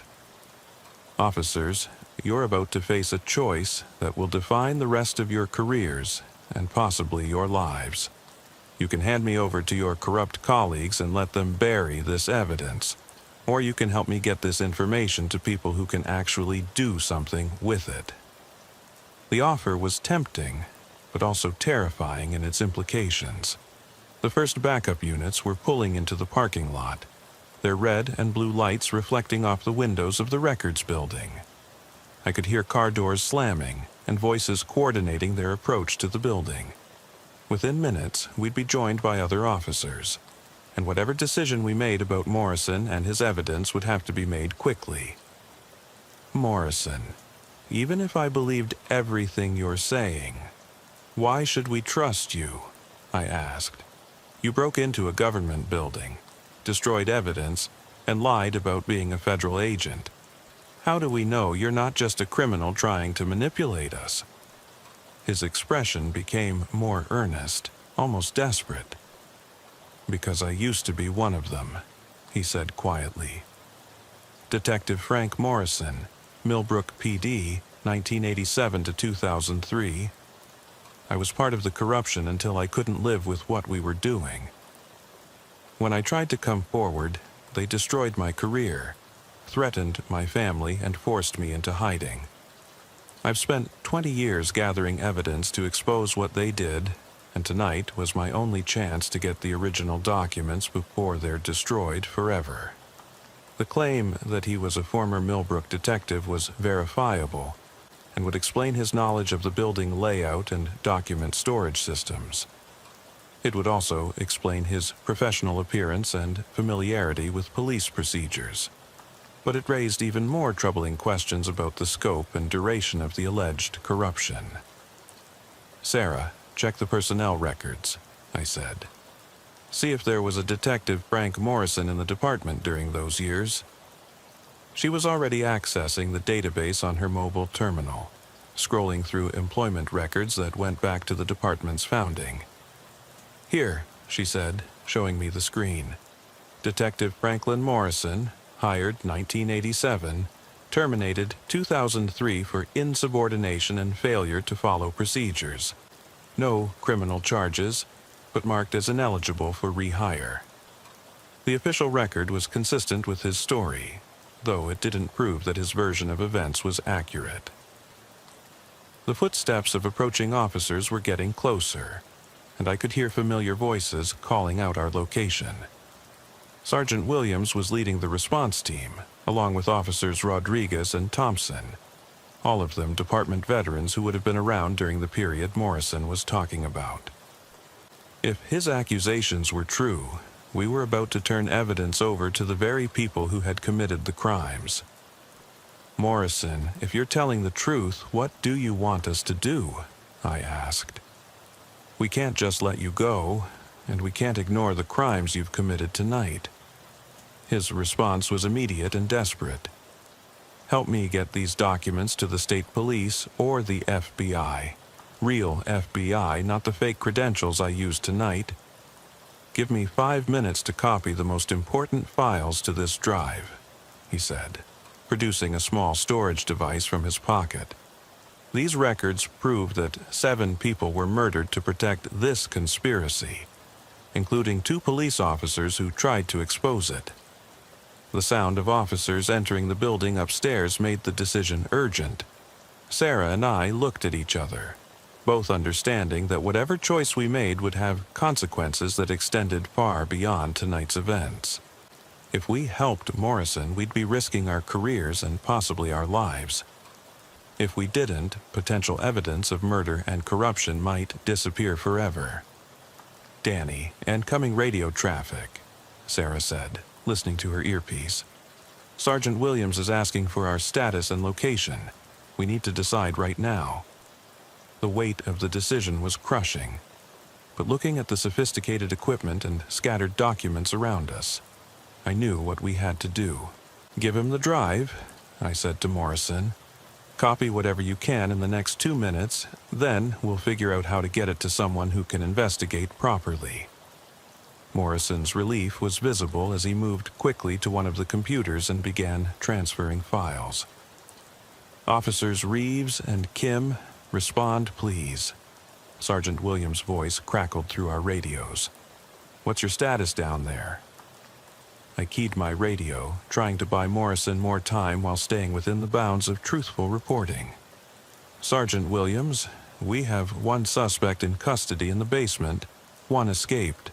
Still securing the scene and cataloging evidence. Need a few more minutes before we can give you a full report." The response was professional and routine, giving no indication of the dilemma we were facing. Morrison was working frantically at the computer, his fingers flying over the keyboard as he copied files and organized data. "Almost finished," he said. "These files contain everything. The original murder investigations, the evidence that was destroyed, the witnesses who were eliminated, and the financial records showing payments to corrupt officers." Sarah was watching the stairway, listening for approaching footsteps. "Danny, they're coming down. Williams and at least 2 others." The sound of heavy boots on the stairs confirmed her observation, and I knew our time was up. Morrison finished his copying and handed me the storage drive, his eyes urgent and pleading. Officer Reeves, these files contain the evidence needed to bring justice for people who died protecting the truth. Don't let their sacrifice be meaningless. I pocketed the drive just as Sergeant Williams appeared at the bottom of the stairs. "Reeves, Kim, good work securing the suspect," Williams said, surveying the basement scene. "What do we have here?" His tone was professional and routine, but I found myself studying his expression for any sign that he recognized the significance of what Morrison had been doing. "Suspect claims to be a former department employee, sir," I reported. "Says his name is Frank Morrison, detective from 1987 to 2003. He was using sophisticated equipment to copy and destroy municipal records, though we haven't determined his motivation yet." Williams's expression didn't change, but I thought I saw a brief flicker of recognition at Morrison's name. "Frank Morrison," Williams repeated slowly. "Haven't heard that name in years. Troubled officer, made a lot of unfounded accusations before he was terminated. Probably holds a grudge against the department." The dismissive tone seemed calculated to discredit anything Morrison might say about his discoveries. Morrison looked up from where he was secured on the floor. "Hello, Williams." "Still covering for murderers and taking bribes from drug dealers." The accusation was direct and personal, suggesting a history between the two men that went beyond professional disagreement. "You always were paranoid, Morrison," Williams replied calmly. 20 years of bitterness haven't improved your perspective." But I noticed that he'd positioned himself between Morrison and the evidence scattered around the room, as if he was trying to prevent him from pointing out specific documents.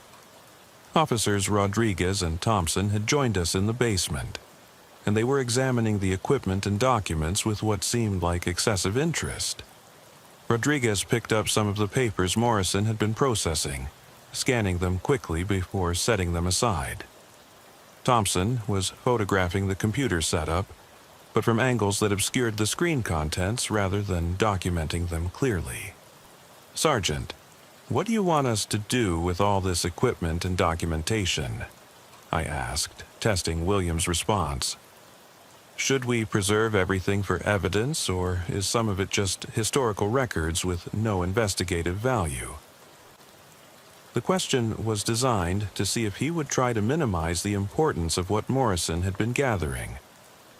"Most of this looks like old municipal paperwork that should have been disposed of years ago," Williams said after a quick examination.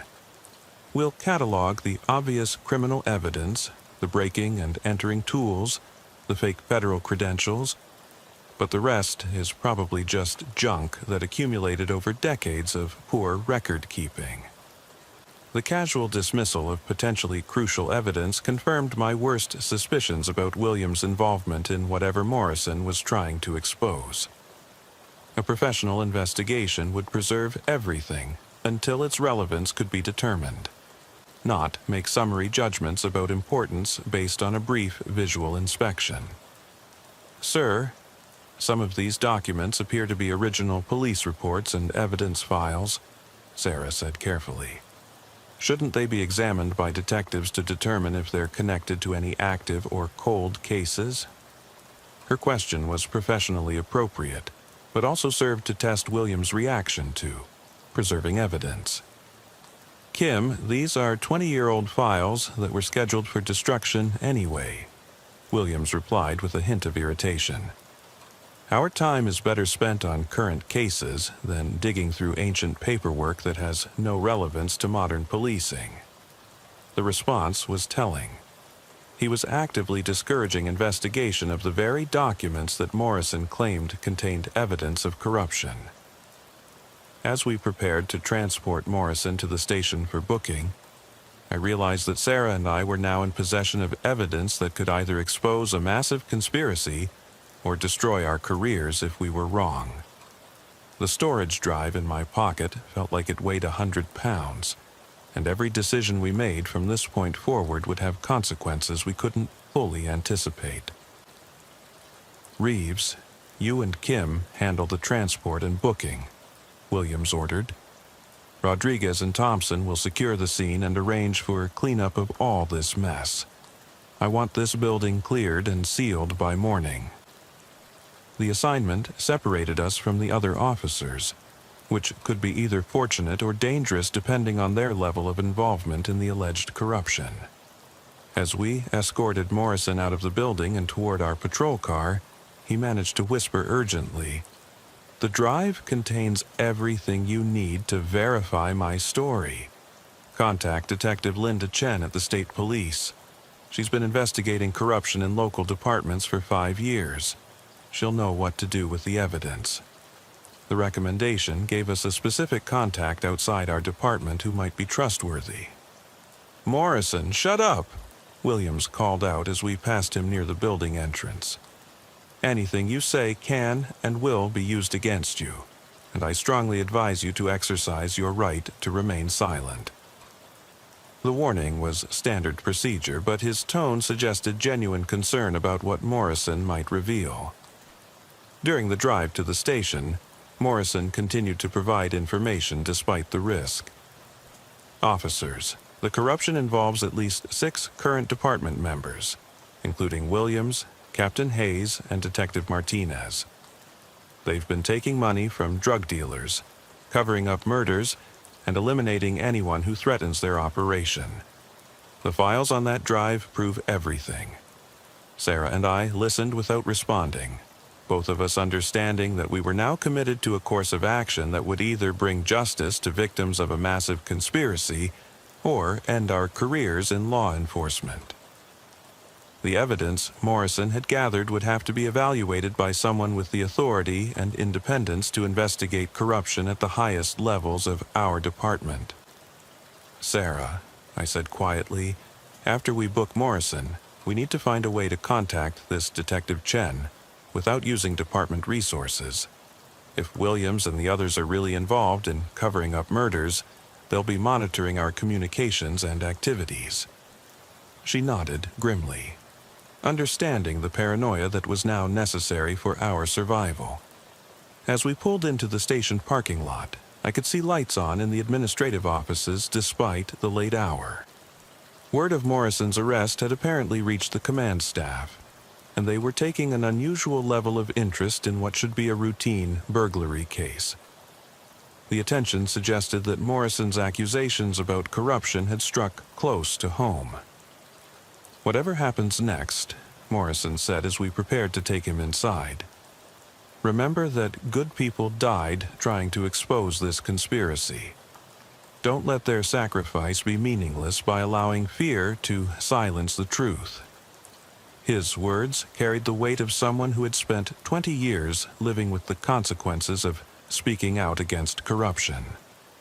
The storage drive in my pocket contained evidence that could either vindicate Morrison's claims or prove that he was a disturbed former officer seeking revenge against his old department.